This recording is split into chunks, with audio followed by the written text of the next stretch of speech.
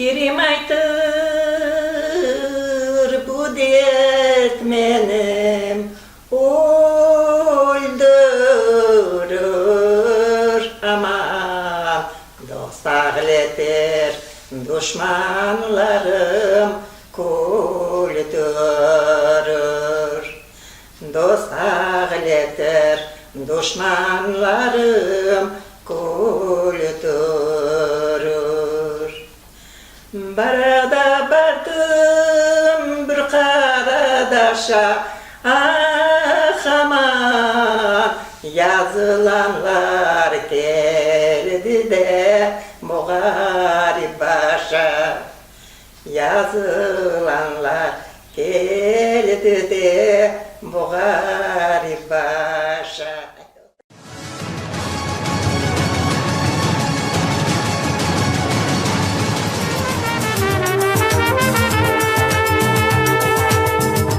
Ulu-Sala koyu Kırım'ın dağlı tarafında Kaçı Ozenu'nun başı yanında Bakçasaray'dan 18 kilometre mesafede yerleşken.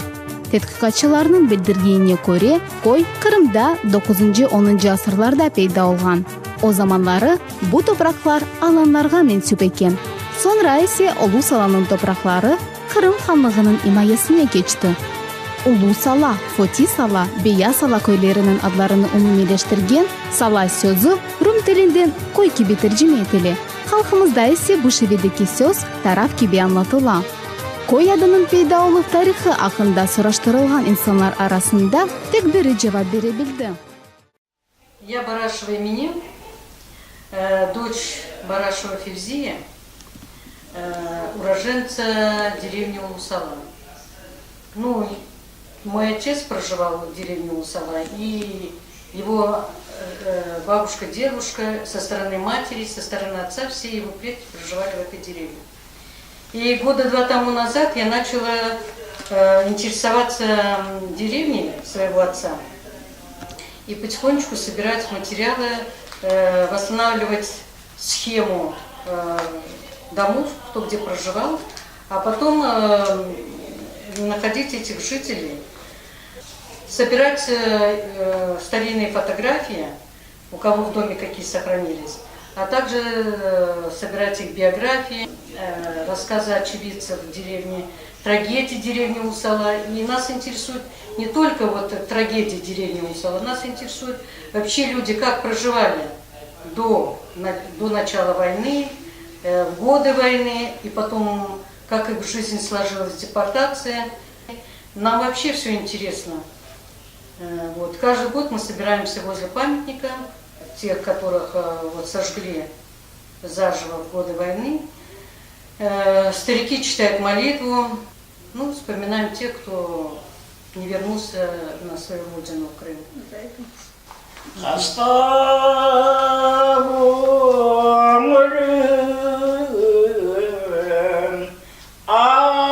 Aslıda gülmez, alından hiç kim bilmez, yüreceğim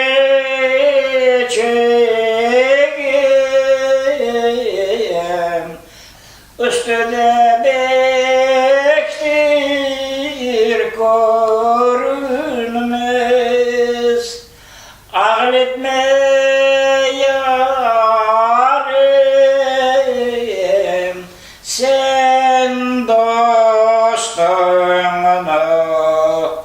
düşmanlarınız gülmesin.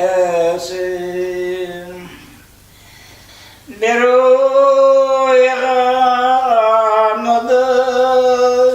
uyandım gerçek gerek bulamadım yanımda. Ağlatma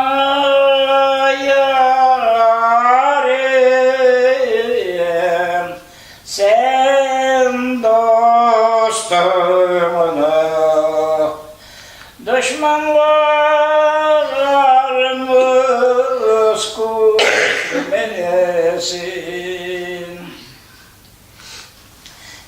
başta koyun yatmak ister. Sen dülberinin derdine şu dülberlik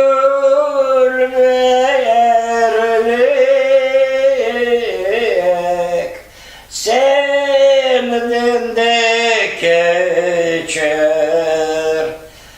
Ağlatma yarim sen dostumuna düşmanlarımız gülmesin. Euzubillahimineşşeytanirracim. Bismillahirrahmanirrahim. Allahümme Rabbena atina fid dunya haseneten ve fil ahireti haseneten ve qina azabennar. Subhane rabbike rabbil izzati amma yasifun ve selamun alel murselin velhamdülillahi rabbil alemin. El Fatiha. Bismillahirrahmanirrahim. Elhamdülillahi rabbil alemin. Rahmanirrahim. Maliki yevmiddin.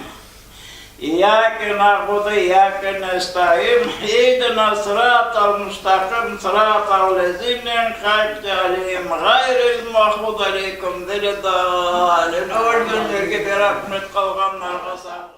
1768-1774 seneleri olup geçken Rusya-Türk cenginden son 1778 senesi hakimiyet tarafından Kırım Hristiyanlarını, Yunan, Rum ve Ermenilerini Cenub Ukrayna'ya koçurgenler. Aşağı Kermençik, Şuri, Albat, Biyasala, Ulusala köylerinden umumi olarak 195 koranta, yani 971 insan 1779 senesi Donetsk vilayetinde eski Kermençik köyünü kurdular.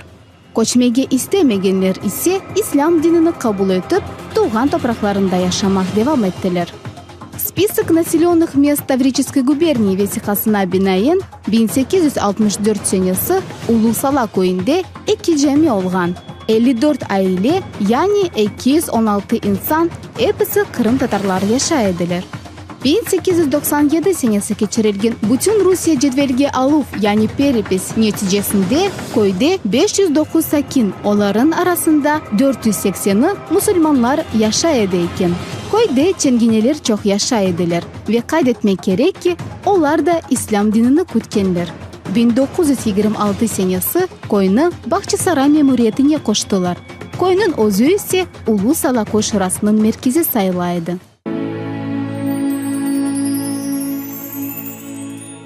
Fatime Kartana, Ulusalalar arasında en ihtiyar insanlardan biri. O, cenk başlamazdan evvel köyünü böyle hatırlay. Köyümüz Ulusala koyu, kolhoz edi, tütüncülük edi, bahçacılık edi, fides asıray ediler, bahçalık edi, alma ciya edik, terekler pek balaban edi, pek oksek terekler edi, her bir terekleri bir tonnadan alma beredi, bala olup baraydık, ciya edik. Kolhoz edi, kolhozda işleyerlerdi. Sabah baraydı o apaylar, tarlada gazlı yok, balların abilen ciplerinin tereklerine asaydılar. Ozu işleyip alasa ki, tütüncülük edi. Sabah erte saat 5'te barıp, saat 9'a gündüz tütün kırılmaydı sıcakta. 9'da yine kaytaydık, ben de baraydım. Akşam saat 4'te 9'a gündüz kırılmaydı, gündüz aranlarga getirip, bala, kaplar, apaylar tüzeydiler. Çizip, ondan öte sığay onu, gündüz tezyalar edi, kalkoz aranları, balaban, tezyalarga koyaydılar tütünlerini. Üstüne yağmur yağdırmaydı. Gündüz teryada çıkarak kurta, akşam aranlarga alıp kuraydılar. Her gün abilen çıkarıp, kurugan son toplap koyaydılar. Kışta son demet yapaydık. Demet yapalar. Sort nenende balabanı, yıfağını yapıp tazlar yapar eder. Tübünde neme koyar eder, ağaç başları kertiklemeyen, Onçaya tize ekstradan tizip 1 metre oksekleydi, bu kadar oksekleydi. Üstüne de 3 tane ağaç koyar ediler. Son bu başlarını endi iplerine, oymalı ağaçlarda mandana etip sıkar ediler. Sıktırıp koyup, sonra attırav ediler o. Babam işledi, savkoz yerinde, kalkozga kirmedi. O savkozga işledi babam. Bizler koyda oturduk. Kur'an'damız 6 bala yedik. Anam, babam 45. yılda geçindi. Bizler 6 bala anam kaldık. Kobete pişirir ediler, burma pişirir ediler, süt kobetesi derediler, ondan pişirir ediler. Aş yasaydilar, tatar aş deyediler, çüberek. Bizim tatar aşlarının hepsini pişiredik. Anam bizlerge öğretedi. Lepseler düşüp mında koyun yakalar. Olarında yakkanları mında bir razvedka kele demiş Şükür'e aytkan edi açık kışkadan. Razvedka kele de onu yok eteler. Koyda mında adamlar, öldürürler. Sabasına aman Lepseler 1 noyabr deyin kunu indi bizim koyda geldi. 41. yılda.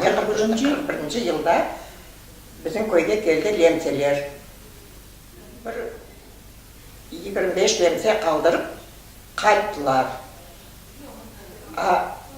İkinci günü o bu yaktan gelgen bütün Rus soldatları Baksaray'da onlar biyasala koyuyordu ve karışka son 3 kilometre bizim koyuyordu. Biyasala koyu şimdi ve karışka gidiyor onda. O soldatlar gelip o biyasalara yaka tolgan hepsi. İkinci günü sabahtan akşamgacha uruş oldu. Biyasaladan koyga atıp, koyda o 25 soldat her bir yerde koydular nahran. Uruştular sabahdan akşamgacha. Akşam indi saat 5-6 kararlarında o soldatlar indi, Rus soldatları koyga gelip kirdiler. O vakitte daha partizan yok idi dağda. Koyga kirip kirdiler. Biz de mağazlarda oturamız. Bizge indemediler, kakarlar korka ura diler. Oturamız indemediler. Yakında bir tane soldat oturuyordu, akran onu aldılar. Koy içine bağırıp o soldatlarını onlar öldürürler. Kekeler. Dağda kalabır. Çok mu az mı ne kadar kalabilmeyeyim. Bizge koyda kalalar dağa. Kağanı kete bizden üstte avcı koy var, kuğuş var, istila, ödenbaş, yalpa. Dağılıp kete o, çok soldat. Öğlen son oturduk 2 yıl işte, lemseler geldi, gitti. O dağdan o 40-50 partizan şeyler, akşam olsa evden yürürler, aş kıdıralar, aşatamaz. Onlara dağçı aşama aşı yok, onlar o derneği aşam olamaylar. Onlar az. Bir yerde barıp o üzerine aşağı alamaylar. Öyle edip 2 yıl yaşadık. 45 senesinde noyabr ayında 20'lere de noyabrını Selim rahmetli oldu da. Selim Mustafa gelip koyda bizlerini toplap koylarını yakacaklar dedi. Ne yapacağız dedi. Koyun halkına. Şimdi Baksaray'a gitsin. Koyda lemselerini öldürdüler, anda da atacaklar. Kalklar dağa gitti. Partizanlara varıp dağda çavaş yasadılar herkes özüne. Şu 43 senesi noyabr ayında dağa gittik biz de partizanlarga. Dağ içinde yaşadık noyabr, dekabr, yanvar, fevral, mart'ın 15'nece dağçayı yaşadık. 3 kere abla oldu. Bir kere abla oldu, bir 20-30 korantan aldı. İkinci kere abla oldu, daha da aldı o abla olğanda bizler derelerge barıp oturaydık. Sonra akşam Çalışqa qaytıp geldik. Üçüncü kere 44 senesi 8 Mart'ın toplap Selim Mustafa bizlerge 8 Mart'ın qayırladı. 8 Mart'ın qayırladı. Şunun bir hafta geçti mi geçmedi mi ablav başladı. Şu ablavda bizlerinde tuttular bir 30 koranta kağanımız. Bizlerini de tuttular, uleden sonra edende tuttular, ondan biz koyda bir 5 kilometre olsa uzaklığımız, koydan da o biyasala koyu 3 kilometre, akşam gece karanlıkta gelip biyasala koyuna çıktık. Gece anda kaldık bir evin içine, sabah son Baksaray'a getirdiler. Бақсарайға кетіріп, Азыздың янда анда айвандар тұрған, анда еркез анда пленерін қапайлар, анда қападылар, еркез анда қапайлар. Анда отырамыз, енді бабам жоқ. Алам бар еді, о да бізнен. Бір-екі старса бар еді, Лемсе бақытында старса Кемалаға ішлеген еді. О, бір-екі адамдар оғанға ярдым етті, кеп шығарып алды 5-6 қорантан. Қағанымыз қалдық андачы. Андачы қағанларыны Ақмеште совхоз красный еді уақытты онады. Үшінші Держинский дейер. Ақмеште совхоз красный дейін ерге алып кетті біздің. Ол ер концлагер екен Лемселерін. Ол ерде үшінші балабан памятник бар. Анда 30.000 адам өлген. Мен оқыдым, ташына бардым ол ерде. 43-44 сенесі атылған адамlar епсі ол ерде, совхоз красный. Умал деді. Үшінші Держинский дейер. Анда сон енді атмаға күттілер. Бір-ек күн тұттылар, бақсақ атмадылар. Ол ерден біздің Ақиярға күтіп ташлады. Ақиярға күтіп ташлады, пароходқа жүктеділер анда. Айван ташыған пароходлар білген яқшы небе пароход дегіл. Бұл енді мартын соғмар еді, апырдың башыларында. Ақиярға барып ташлады. Отырдық 1 күн, 2 күн, 5-6 күн отырдық су үстінде Ақиярда. 2 даме пароход еді. Бірі көшті, батырды деділер. Білмеймін, баттым, батмадым, енді біз оны көрмейміз. Сон біздіңкіне көшірді. Біз бірда енді кетеміз енді. Түшірсе, ол ер Румения екен. Румения барып бошатты. Румения барып бошатқан соң, ашық вагонларға odun yüklengen nemelerge yükledi kalkmıştı bol hepsini. Onun kettik. Yolda son bana bu kışkın rahmetli anası Naimet'ta bir apayda Zenifet'ta yolda öldüler. Onların kaysidir bir stansiya toktağanda taşladılar yol kenarında onların. Bunlar da 6 balaydı. O Zenifet'ta da 6 balaydı. Sebelağa kayıp. Sonra kettik. Barıp Germanya'ya çıktık işte. Germanya'dır da indi.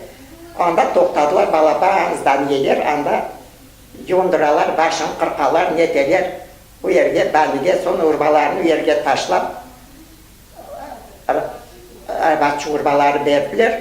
Bu yerden gelip hazayinler özünü işlemeye alalar. Son gelip bizim de bir hazayini akıttı evine işlemeye. O hazayinlerken bu yerde balaban koy dedik. Bir 5-6 koranta lemseler var. Ukrayna kızları var edi. 41-42 senesi gitken yaş kızlarına vergen ediler. 4 tane kız Ukrayna kızı var edi. Bir Polak korantası var edi. Fransızlar var edi, bilenler. Bu yerde 1 yıl işledik. Tarlada kartop, markov saçıp. Akışta dağbıştık, odun hazırladık. Şunun o yerde oturduk ende. Cenk bitti. Cenk bitmezden aldın. Lemseler hepsi ketti olar. Kim kayda ketti, kim biliyor olarını. Erkek sabah dursa, yaşlar hepsi ketken. Benim kardeşim de var edi, invalid. Biz anam 6 bala. 3 yaşında, 4-5 yaşında, 9 yaşında. Kardeşim invalid dedi. Biz de bir özümüz kaldık bu yerde. Herkes ketken. Son gelip bir Rus soldatları bir araba getirip verdi o arabanı. Üstüne bavlarını koyup granisa değil. Akıtıp taşladı işte. Anda herkesin anda düşürüyor, toplayıp yazar. Kim kaydak diyecek? O yerde oturduk bir hafta 10 gün. Yazdı, sızdı. Son koyunca yükleyip Taşkent'e barıp toktu. Taşkent'e barıp toktu. Anda da tuttuk bizim Baksaray rayonu Fergana, Margılan, taşı koyumuzda Fergana'ya düşken. Fergana, Margılan. Bizim Umsala koyuydu. Fergana'ya barıp taşladı işte. Anda yaşadık 45 yıl, 90. senede Kırım'a geldim. İşte bu kadar da Kırım'a yaşayayım ben de. Gün 15'te 90 yaşını dolduracağım. В тот момент мы вообще жили в Бахчисарае. Началась война, мама трусиха, 6 детей, приехала в Усалу к матери с отцом. И папа тоже вместе, вся семья, в общем, 8 человек. А здесь немцы уже вошли в Усалу, со слов, я там не маленькая была, мне 3 года было тогда, ничего. Со слов, я говорю, вот папа, братья, сестры рассказывали, они помнят. Вот. Говорит, вошли когда немцы, партизаны уже там появились в лесах, и наши слышали, что немцы очень жестоко обращаются с населением. Мама трусиха схватила детей и в лес. Убежали они в лес, построили там шалаш, и там они в лесу жили. А здесь, когда сожгли село, они знали, что там партизаны, окружили лес и всех взяли в плен. И погнали в Германию. Мы попали в Австрию, в Кафенберг. По дороге мама, вот она помнит, она очевидец, мама умерла по дороге. Мы так и не нашли ее следы. После войны сколько я писала в Красный Крест, в Красный Полумесяц. Нигде ответ не пришел. Неизвестно место захоронения, неизвестно о ней ничего. Так я про маму и не смогла узнать, где она и что она. А с папой нас 6, мы попали в Кафенберг. Отец с нами был, мы были в Кафенберге, в лагере для военнопленных. И в 1944 году вошли союзные войска, американцы. И распределение было, хотели забрать, наша семья большая, папа говорит, звали кругом, но мама, умирая, сказала, нас много, тебе поддержат, возвращайся в Крым назад. Никто-то не знал, что в Крыму никого нет. И когда русский генерал сказал, что Родина ждет, езжайте в свой Крым, там вот всем все вернете в свои края. А на самом деле нас привезли в Москву в телячьих вагонах, бросили там в Москве, и по распределению были в основном крымские татары в Узбекистане, отправили нас в Узбекистан. И мы попали в Фергану опять. После плена еще в Узбекистан выслали. Сначала мы жили на частной квартире, даже барака нам не дали. Барак нам дали, когда сестра закончила курсы текстильщиц, прядильщица, ей дали с комбината 1 комнату. И вот мы все, 8 человек, жили в этой одной комнате. Но я говорю, если нас с корнем вырвали с родных мест, как мы должны были прижиться, выжить в таких условиях, через которые прошли. Но я хочу сказать, я прошла через ад. У меня была эта судья, мне написали 41 год, я рождение 40-го года. И когда я рассказывала ей историю, она плакала вместе со мной, судья. Как вы выжили? Я говорю, пришлось выжить, а куда нам деваться?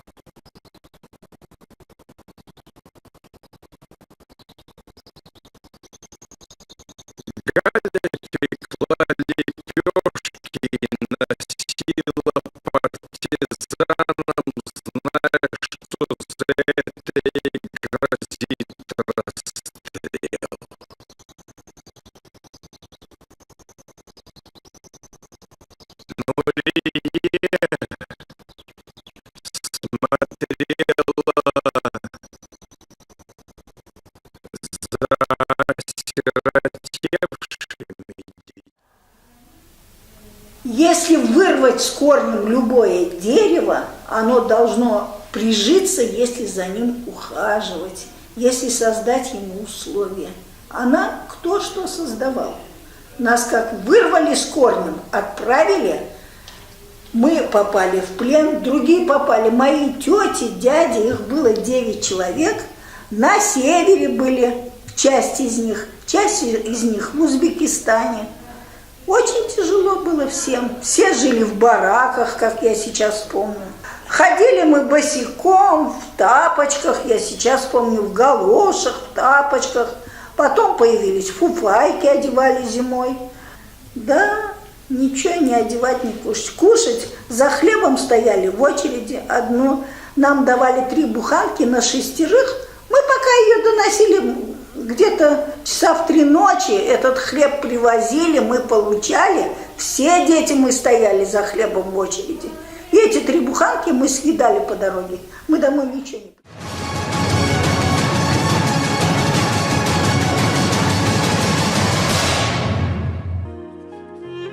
Койнун сабык сакиндери айтканына көрө, олар эр жыл топлашканлардын эсас максаты шенленмек аш суу софраларын донотмак дегил.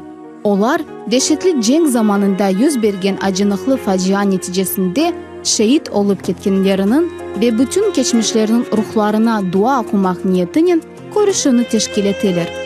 Көрүшүү devamında uyken nesil bala ve gençlerge facianın manasını ve haksızlığını anlatmağa tırıştılar. Men Muradasилов Zevrin Zudiyevich, anam sözlerinden işitip aytmak isteyim. Onların başından geçken vakıyalarını. 43'te kuzlerde kar yağgan edi, soğuklar olgan edi. Anam aytkan edi, çap kere bir adamlar, kaçalar hepsi.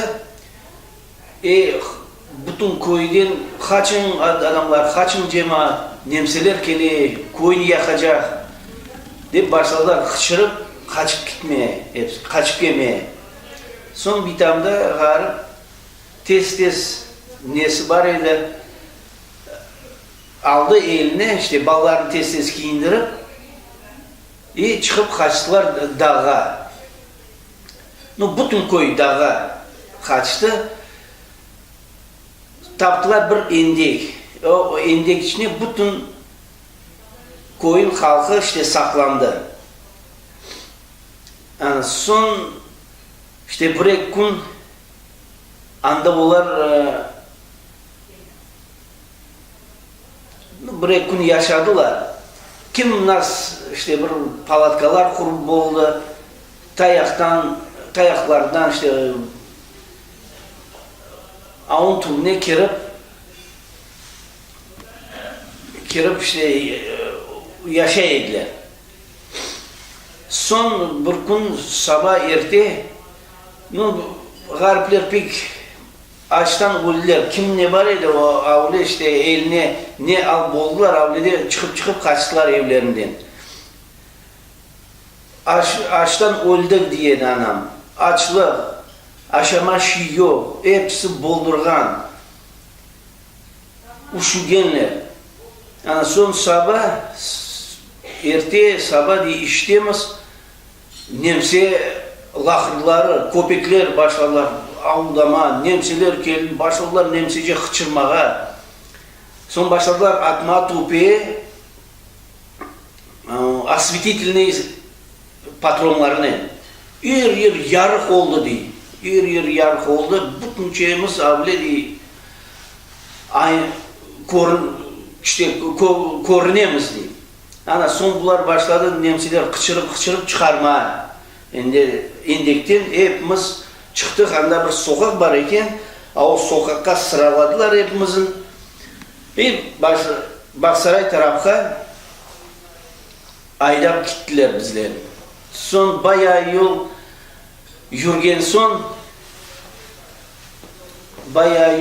son boldurdular. Adamlar pek boldurdu. Son nemsilerge bir prival yapayık deyip yalvardılar. Son nemsiler hayli oldu. Hepsi pleniler oturdular.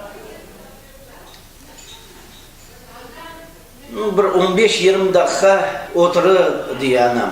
15-20 yarım saat kadar oturgandırlar. Sonra bir daha turup başladılar turguzup bir daha alıp gitmeye. Anam bitam anam yanına bitam yanına da oğlan çeye var idi. Anam o vakta 8 yaşındaydı. 3 yaşına Fevzi kardeşçiye var idi. Bitam kucağına 8 aylık Münevver diyen kızçeye var idi. 3 tane balası. Sonra o Fevzicik endi uşugen hem aç katıp kaldı o yerde dedi anam aytaydı. Katıp kaldı öyle buruşup yatkan turamay. Endi başladı turguzmayıp turup bütün adamlar halklar çıkan gidecek bu bala turmay. Bir tam onu turguza turamay. Anam kadam tur değil.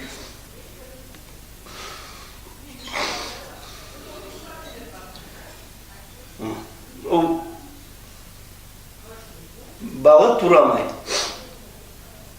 Son caktı geldi andan bir nemse geldi başladı nemseci kıçırma anam ayta avtomatın zarjat etti уже atacak. Son o zaman bir Avustralyadan bir apayçık geldi diye anam. Şimdi gibi göz oğume, öyle bir oksek boylu diye öyle tomalar apayçık geldi. Ay bu balanın diye geçimde değil. Ölgen o turamay. Al kalan ballarını al da ki şimdi öldüreceksin nemsi.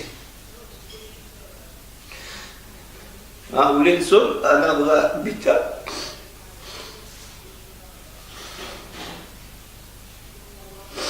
Kaldırdı. O balacı.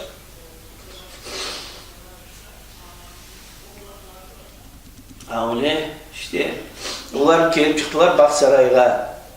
Baksaray'a geldiler. Bir iki günanda bir firma var iken bağlaman bir yer bütün tutkan adamların andamında dağda işte kim tutkanlar dağlardan anda alıp gelip koyu ekenler. Son bitam tatası emne bita o Rusça bileydi. Varıp lafı Kemal diyen bir adam var iken anda starşik gibi. O işte nelerge, plenilerge.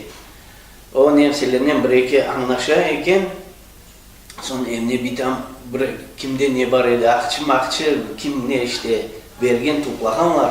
O Kemal'a ayıttı diye çaresi yok mu bizim çıkarma laf etse nemselerinden çıkarsın dedi. Sonra o Kemal'a barıp laf etken nemselerinden. Onların çıkardılar aytacağım. Onlar öyle işte son andan kurtulgan edi. Çıkarganda poyizda Münevver çıktı, olup gitti. Ya o 8 aylık bala bıçakka. Aşı yok, su yok deyin gibi. Bir anam kalka dedi işte. Bir tane eksi. Öyle gelip çıktılar Margilan'a. Son Margilan'da da tanıştı işte babam ben anam öyle. Bu koyun halkı kaçkan son beni Ayşe Bitama anası iftade. Babası muhterem o iftade Bitamız prababuşkam. O yürümaydı. O yataydı toşekke. Onlar kaçıp olamadı. Karbabam da o da işte onun yanına kaldı.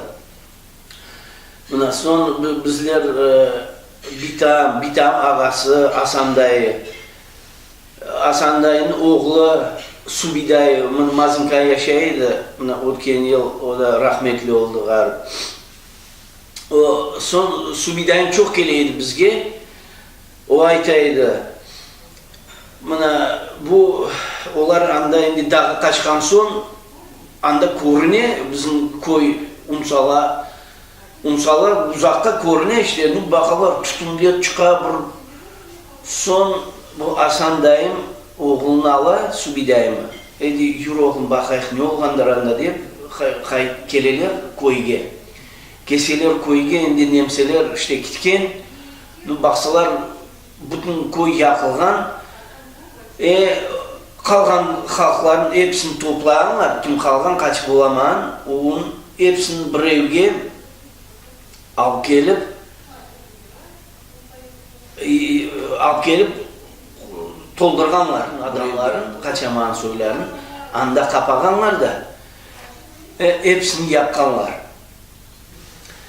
Ana biz kelse gidi,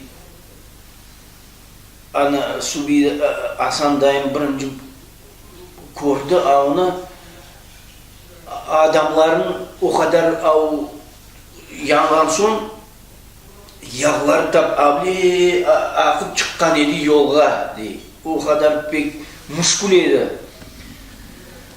Ana son işte bir günden onlar kelip mında kalgan cemaatlarını toplap kelip yolun o tarafına bir balban çukur açtılar da anda indi adamların kömek gerek ama ya onun alma çaresi yok edi. O kadar pek muşkul edi. Ana son bir şeyler etip nasilkalarga vilkanin alıp netip koyup alıp gitip o çukurga koyaydılar. No aytaydı o kimer adam işte bir anter parçası kaldı, kimer sıçtanı kaldı, ona bakıp korup tanıp bu adam ekendir, bu deyip tanıp son spiska Asan Karbabam bir defter al yazıp koyaydı işte adamlar. O kadar milletimiz çekişti, o kadar kıyınçılıklar gördü. Ona bakmayıp ne kadar heroylarımız var idi. Ona bakmayıp kelip çıkartansız bütün milletini kabatlap predatil deyip çıkardılar Kırım'dan. 1941 senesi ceng başlarının o unsalarını председателі Бараш Mehmet Ağa edi. Mına Emine'nin karbabası. Ana ceng başlarının o adam gitti partizana gitti.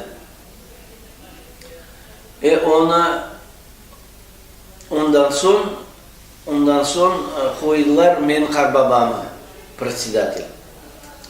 Loman, adı Loman edi. Bitama ağası Asan dayı, o oldu glam buhalter gibi, o koyun buhalteri. Şimdi o zamanda председательler, buhalter olan kim olsa, onlar komünist mecbur ediler olmaya. Ana hepsi onlar komünist edi. Son nemseler kelgeninden 41 senesi bütün komünistlerin ciyip aldılar da türmeye alıp koydular, işte tıktılar türmeye. Son bitam Asan dayım o komünist değildi.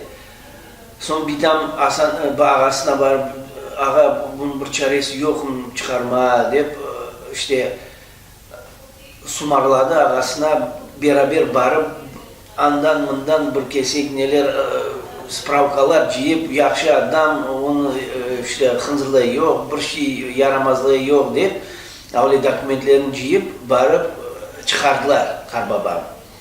Loman Karbabam çıkardılar. Çok kabarmadı. Bir daha onu aldı kittiler nemseler. Ondan son görmedi bitam onu attılar. Anda 41 senesi Subidayım aytkan edi. bir partizanlar düşken edi bir kun. Anda bir 25 tane kadar nemsi o koyluğa kelip anda yaşaydılar o koy içine. Son bir kun gece partizanlar düşüp 22 tane nemsinin at öldürürler. Şu arada o nemsilerin bir tane en başlıkları bir adam evine saklanıp kala. Ana o kore so ikinci günde indi partizanlar nemsiler öldürgen son kaçıp gittiler. Ondan son geldi batalyon, Nemetski batalyon. Bütün halkın jiyip o vakitte atacak ediler. Son bu yaxşı bu adam nemsi çıkıp aytdı. Dedi bu koyun halkın kabatı yok. O dağdan partizanlar gelip öldürdü. Bu nemseler. Bu halkın, koyun halkın kabatı yok mında. Deyip o zaman atacak ediler. 41'de o koyun adamların. Bereket versin o adamlar işte o avle sebepçi oldu, adamların attırtmadılar. 43'te indi Subidayım aytaydı onu. Başladı Rus armiyası nemselerin basa bas vurmaya. Son bu nemseler kalınlarından gittiler. Avle Biyasaladan Unsala gibi. Baraj Mehmet'in o partizandaydı. Son izli evine geliydi. Evine gelip avle kırmızı bayrak, komünist bayrağı barıydı. Onu saklı tutaydı o. Kravatların tümüne. Ana son indi 43'te o alıp bayrağın o postsovetin topesine, postsovet dediler mi o vakitte ya izbaçtanlı dediler mi bilmeyim. Onun topesini bayrağın ilgide, kırmızı bayrağın ilgide. Son bu nemseler kalbından kegendi. Kore o bayrağın, bu Subidayım aytkanın lakırdısı. Koreler o bayrağın son di toxtadı, o nemselerin büyük soyu di, o şu Moskov ya di, ne o sizge Moskva mında di, o kırmızı bayrağın ildiniz di mında. Ona di, hepsi nervalanıp nemseler yaktı o koyun. O kırmızı bayrakka di, nervalanıp. Bu 41'de 20 tane nemselerini öldürgen ediler. O hepsi işte toplanıp ana bu koyun yakınlığa bu hepsi öyle sebepçi oldu işte bu işler. Ana öyle historia bizim koyun işte bitalarımızın, karbabalarımızın historiası. Benim anam doğma Unsala koyundan Baraş Ahmet kızı adı Refika. Ular anam bu Baraş Ahmetlerin en büyük kızı sayılır. İkinci kızı teyzem Anife'de. Üçüncü daha bir nemiz olgan dayımız 9 yaşında olgan vakti Kur'an'ını ezberden okup koy cemaati ona balaban toy yapkan. Sovet hükümet kelgen soň o korkup Kazan'a koşup gitken andan da anama karçıkaları neleri keledi, gizli keledi vakti.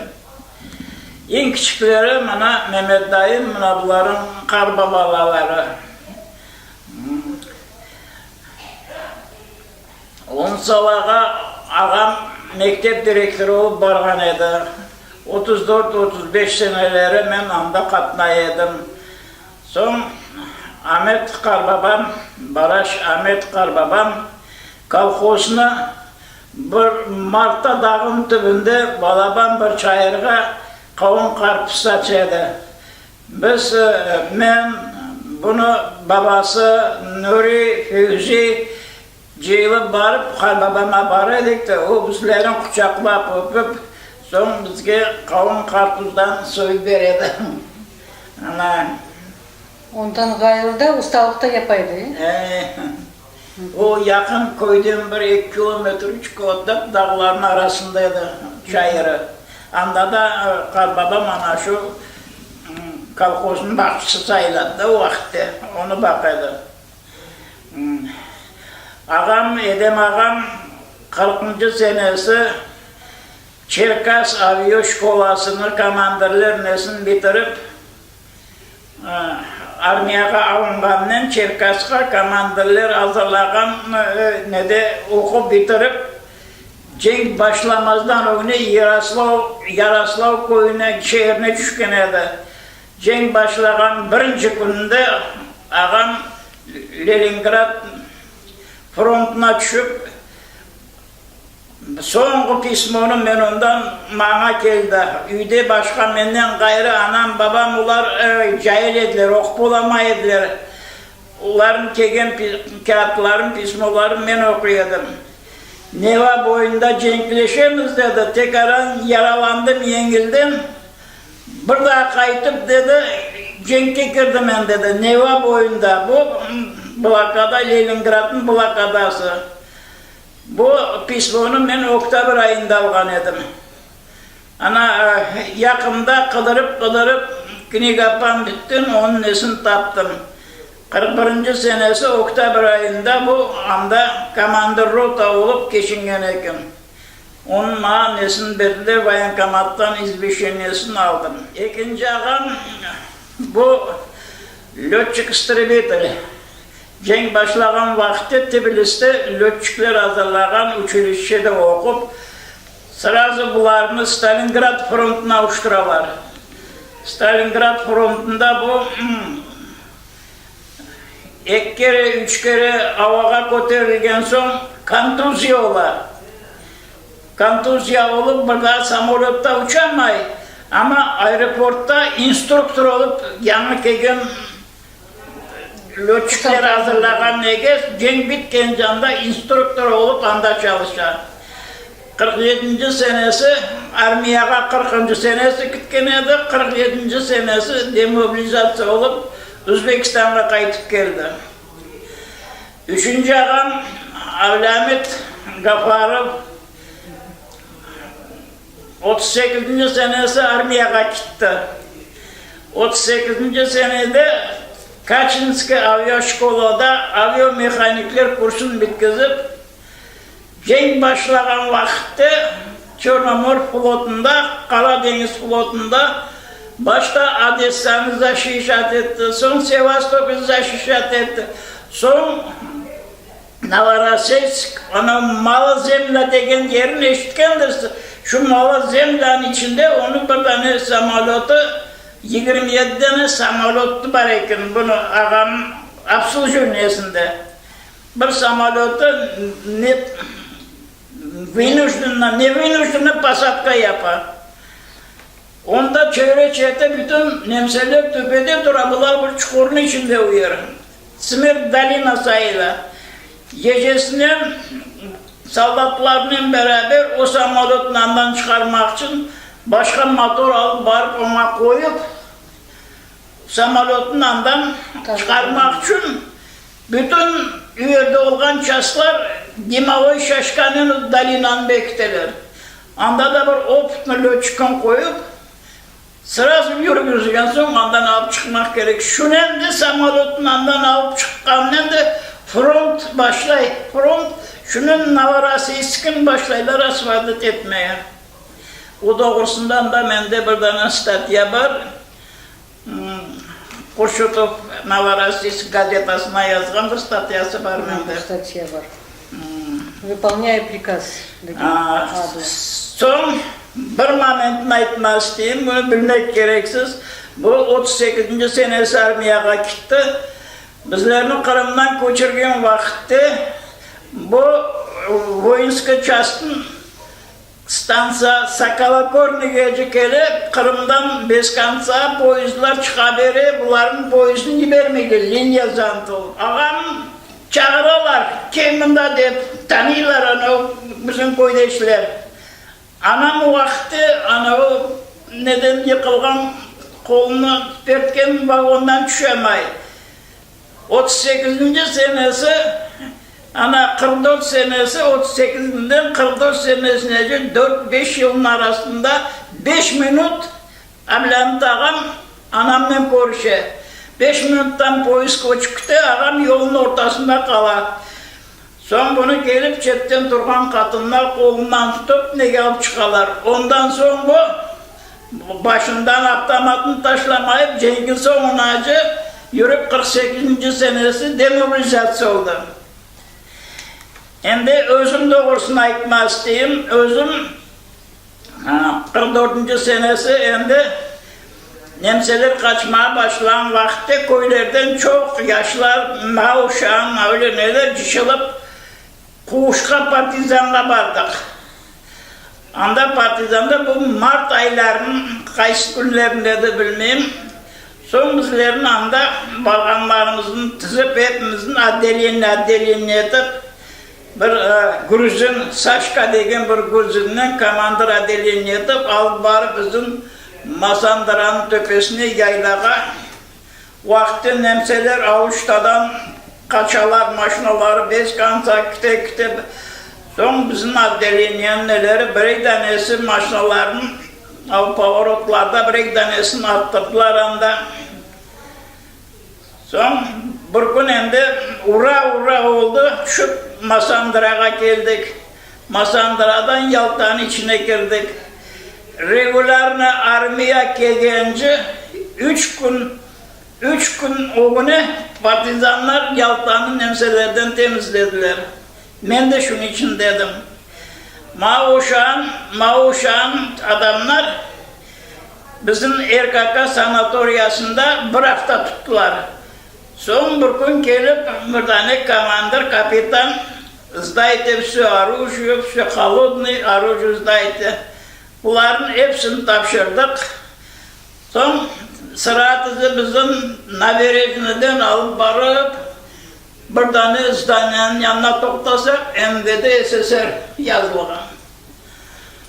Yerge kirgenimizden remenlerini, batinkan şunurlarını sinimat edip, kuşaklarını sinimat edip alıp kirip öyle bir yifak komutanı içine bir 60'a yakın. Hepsi de Kırım Tatarlarımız, Sağ Partizan'a bargan Kırım Tatarlar. Son başladılar dapros. Çağırıp dapros yaparlar.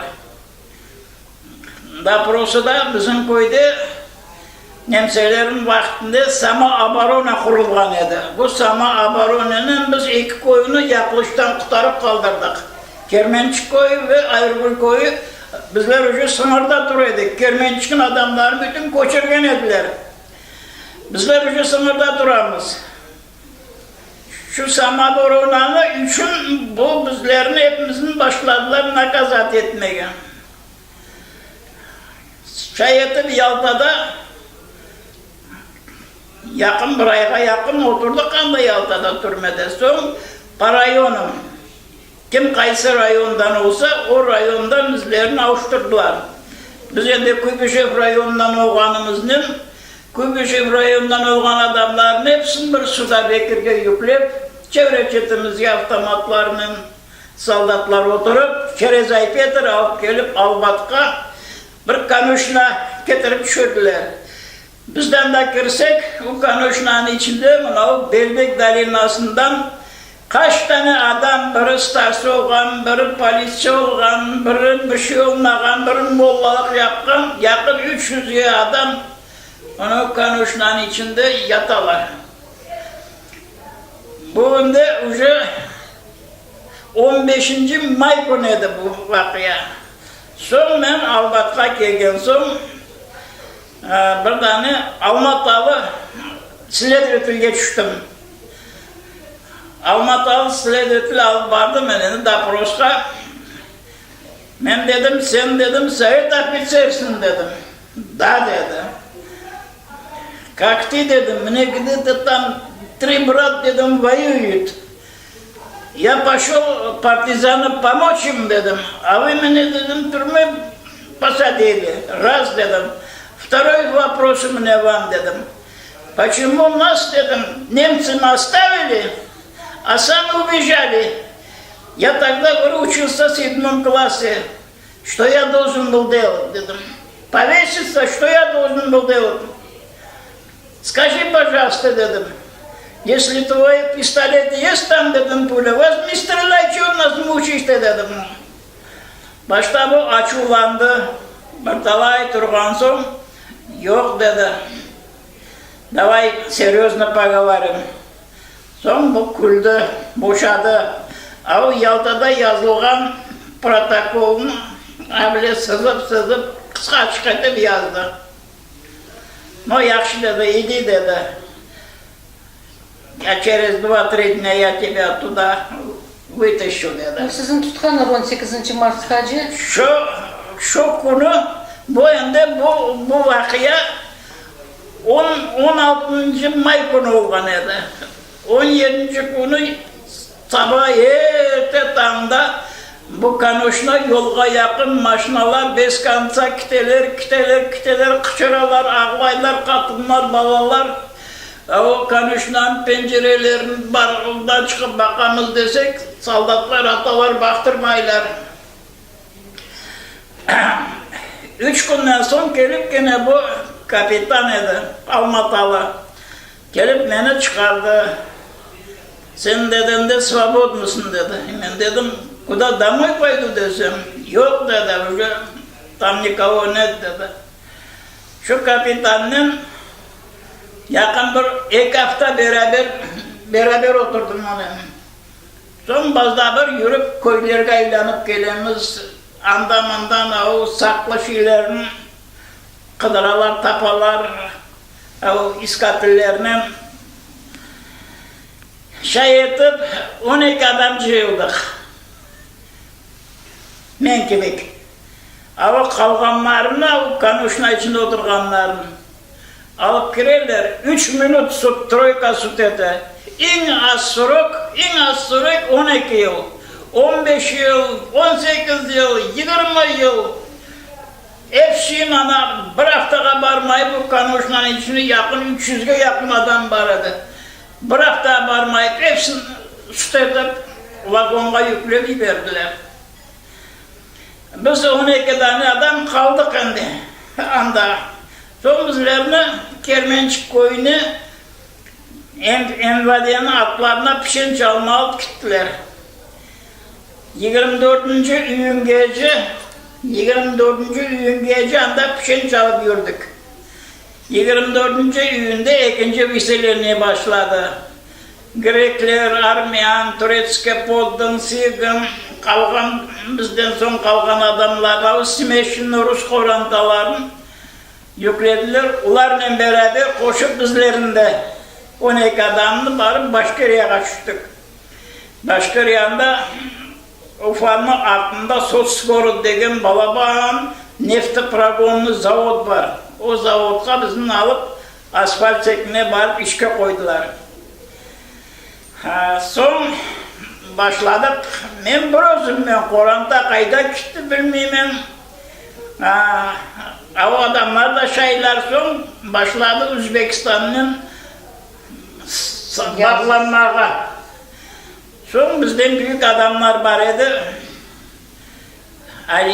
Aliyev Nafi degen onun oğlu, Rıza Aliyev.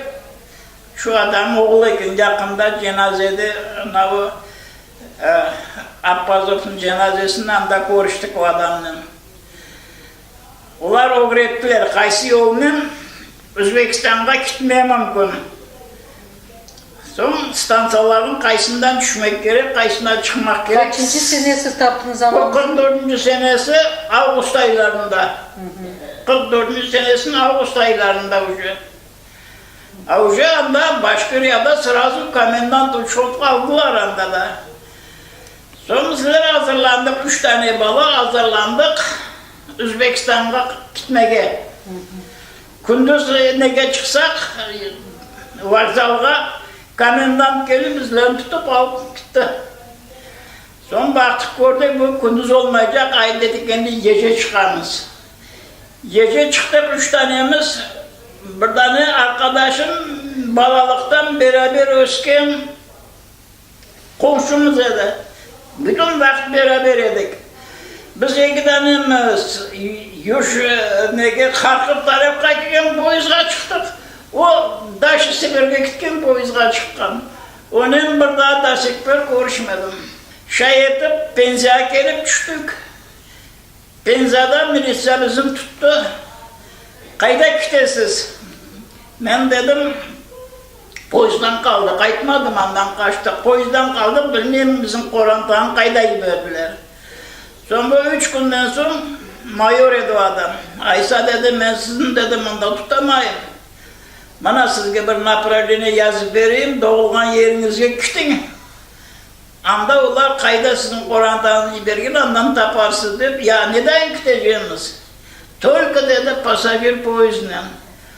Sonra mayor özü kolumuzdan çıkıp, pasajer poyiz geldiğinde kolumuzdan çıkıp vagonun tepesine çıkardı. Vagonun içine girmeye bilet gerek. Şay etip 2 haftada vagonun tepesinden Kırım'da buradan da kayıtıp geldim. Gelip özümüzün koyun içinde 3 gün yürüdük. Kimse yok, iller bomboş. Kapılar ardına açık, içinden gerekli şeyler alıngan, kalkan şeyler tableta, azbar kapılar yetip yata. O vakti bana kartışkanı, bir tane bana ağamların kartışkalarını vaktin içine kalgan ekin, onların iştirip algan edim. Son 3 günden sonra 3 tane maryak gelip, bizge daha bir adam daha koşuldu. Biz ekeydik, bir adam Tuladan kaçar. O da Otarkoy'da polisiya olgan ekan.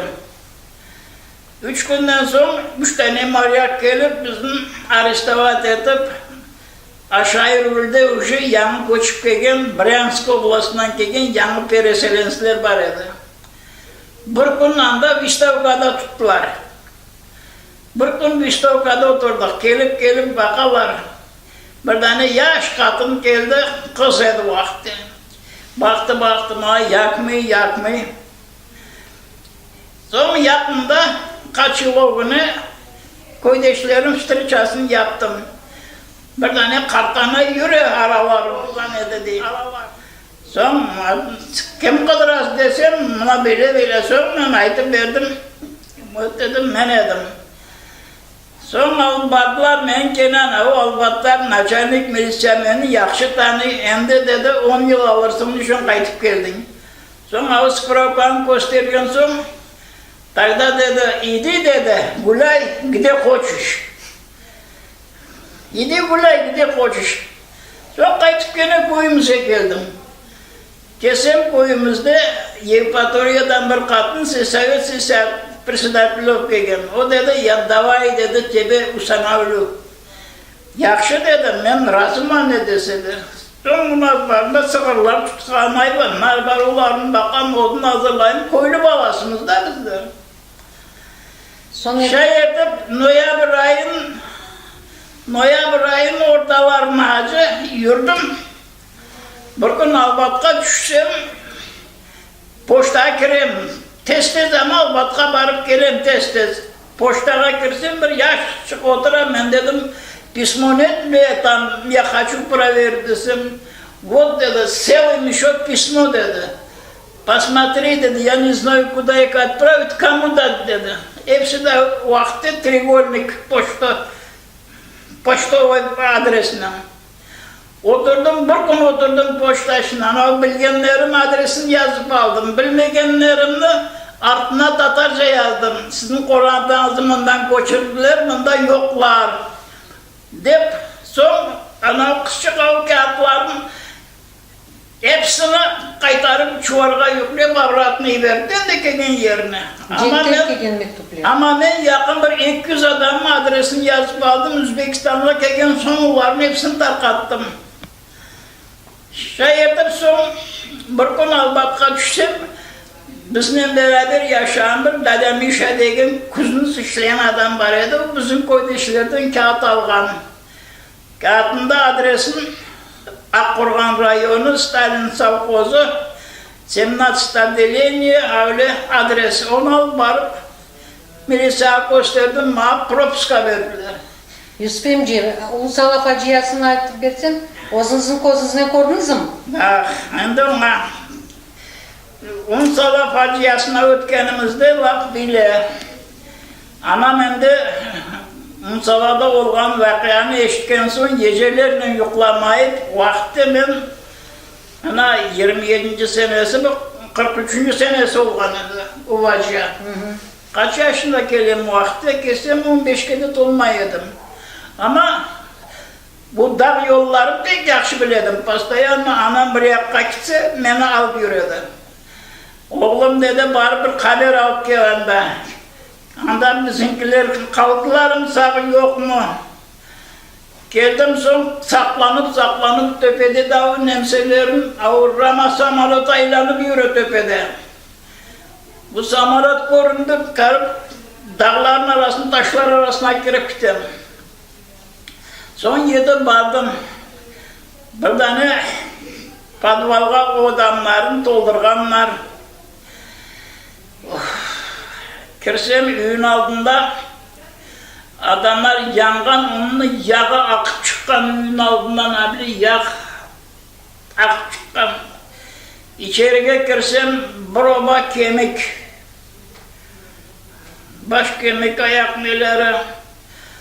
Son duvarın dibinde yakın bir 25-30 adam birbirine dayanıp yanmaganlar, abli kalayıp birbirine dayanıp kalganlar.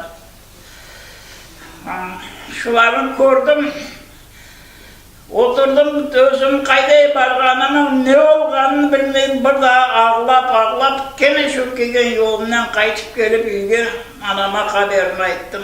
Ana Unsala faciasın bile görgen edim. Birkaç yıl evvelisi tuğan koyuna asret olgan Ahmet Karbaba Mehmetov onun için aziz olgan topraklarını ziyaret etken edi. Ve o zaman Ahmet Karbaba koyunun yaşayışı, tarihi hakkında hikaye etken edi. Şimdi ise rahmetli olgan Ahmet Karbaba'nın kıymetli hatırlavlarını daha bir kere canlandırmak isteyimiz. O terekler, yeri balaban terekler çeşit türlü. Kandil sınap, kara sınap, sarı sınap, razmalin, bumajin,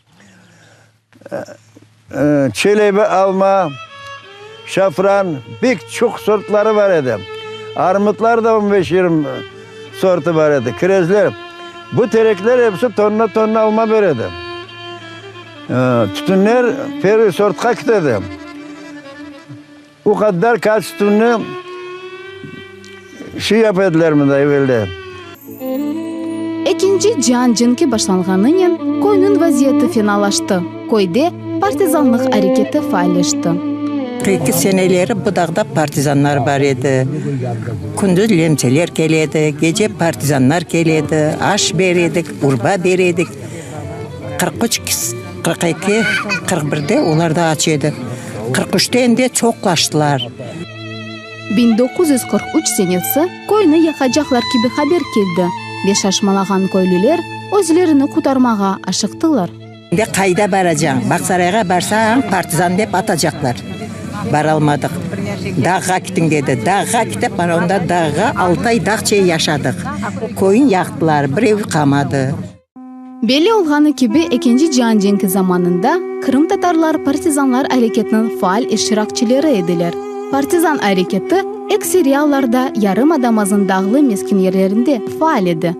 Emiyetlisi şu ki o yerlerdeki ailenin büyük kısmı partizanlarının sık bağ tutkan Kırım Tatarlar idi.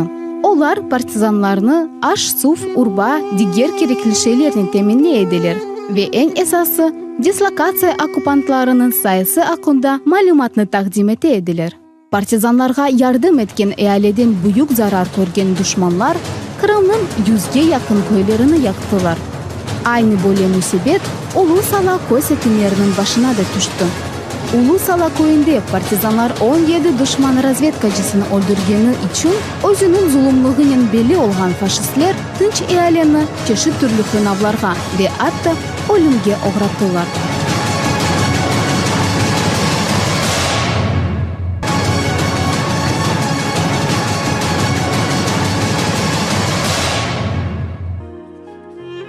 Koyunun sabık sakinleri aytkanına göre, olar her yıl toplaşkanların esas maksadı şenlenmek, aş sul sofralarını donatmak değil.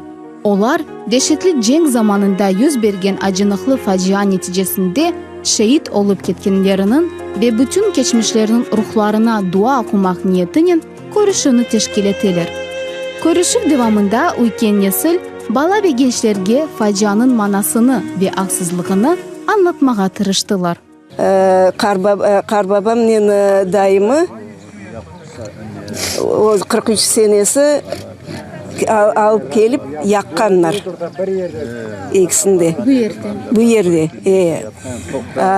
Tizemini karbabam kaçırıp жіберген partizanlarga. 17 yaşında Ben de kesen anda ket bala, men endi kartım, ağaң da zayıf, bizge bir şey yapmazlar dep, özleri kalganlar. Sonra alıp gelip bir үй içine hepsini pisetip yakkanlar. 1944 senesi yanvar 28'de çıkan Krasny Krım gazetasında basılgan Ulu Sala koyunun faciası makalesinde böyle tarihi malumatlar berildi.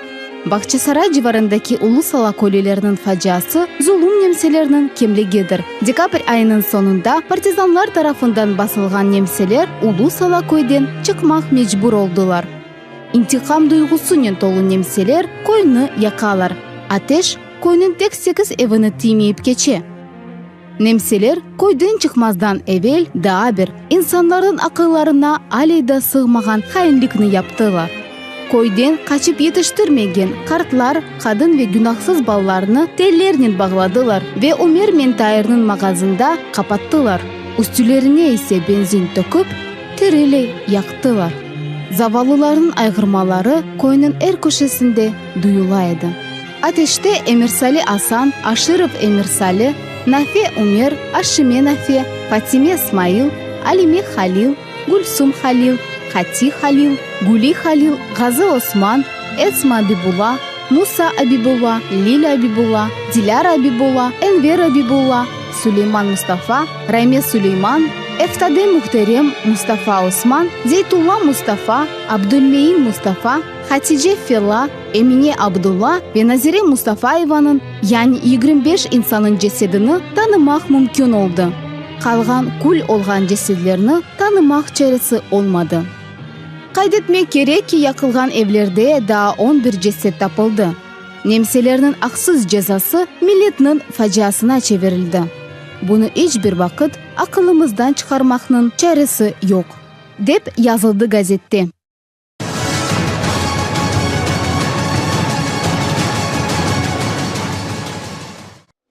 Onun iki tane oğlu, bir tanesi Osman, bir tanesi Mustafa. Acı Mustafa diyediler ona. Babam ben de acılığa barbara. Ona da bunun arkasını örgünde, ona da Acı Osman diyediler babama da. Sonra cenk başlangan.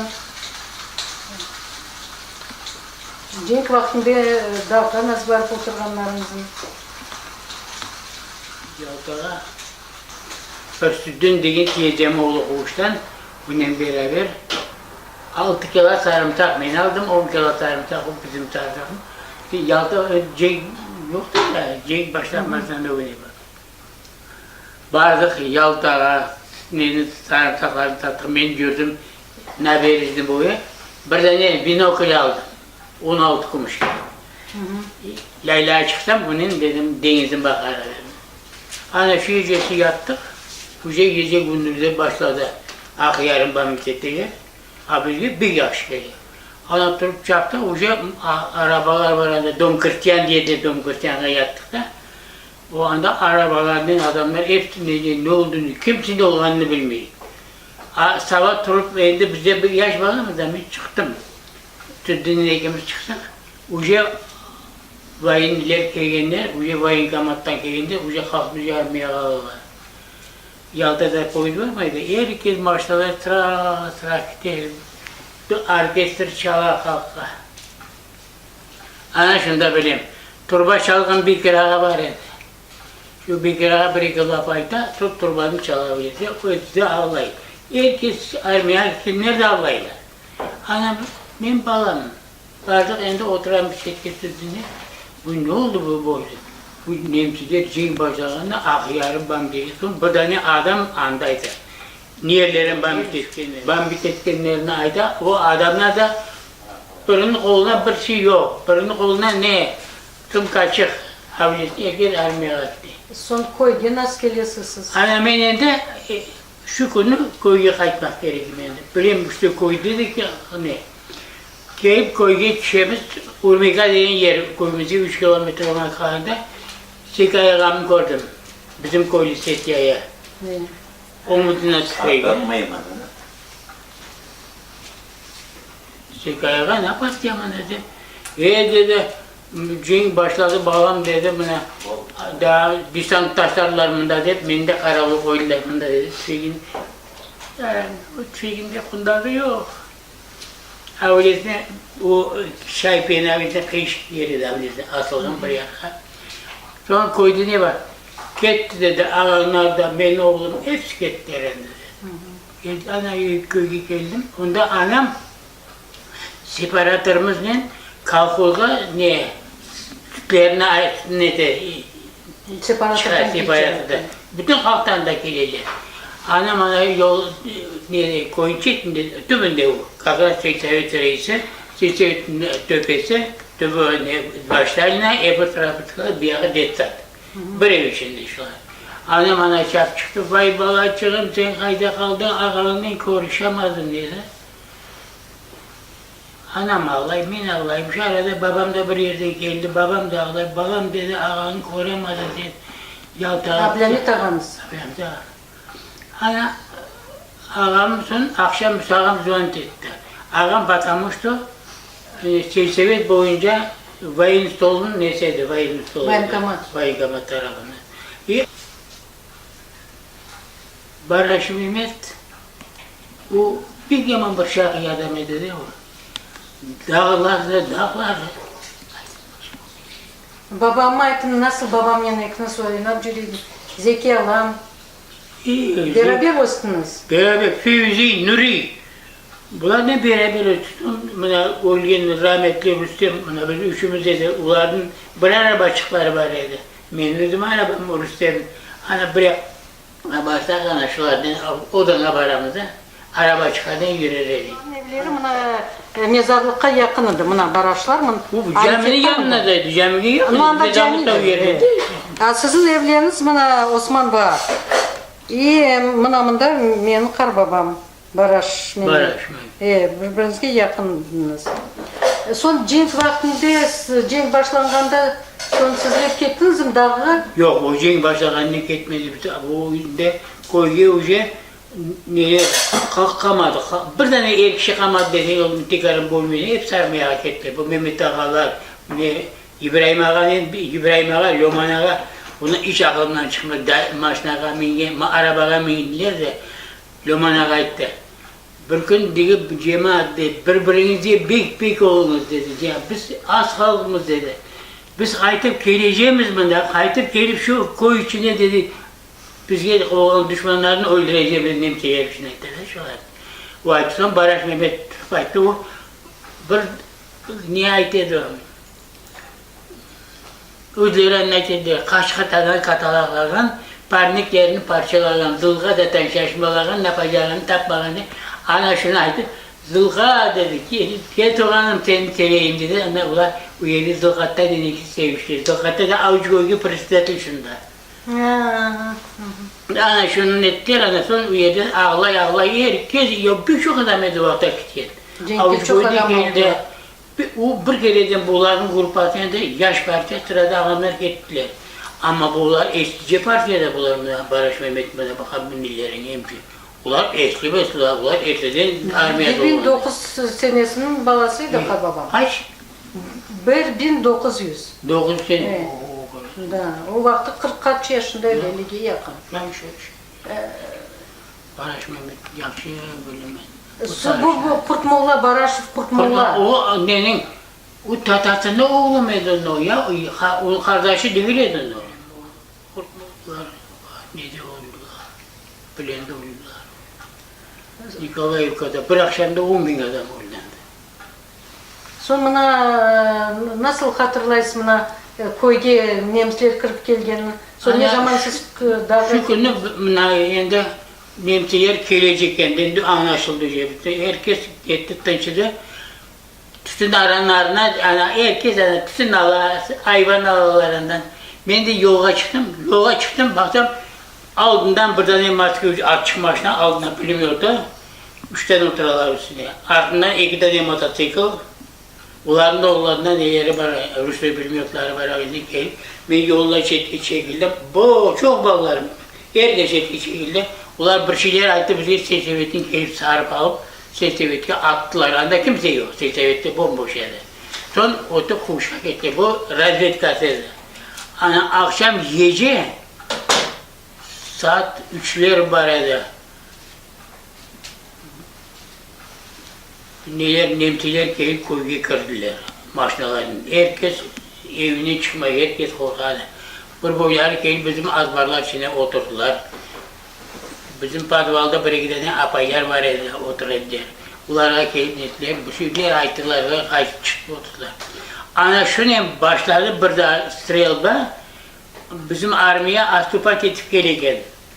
Bir hemen çok armiya, ana oğlar sabah tam altında gelip koyuya kırdılar. Nemtelerini öldürdüler, kaçkan, o yüzden netleri öldürdük. Yani kalganların 24 tane demedim, 23 tanesini öldürdüler onların. Anlatın, bizim evde şunda, şu nemteler daha yoklar koyuya.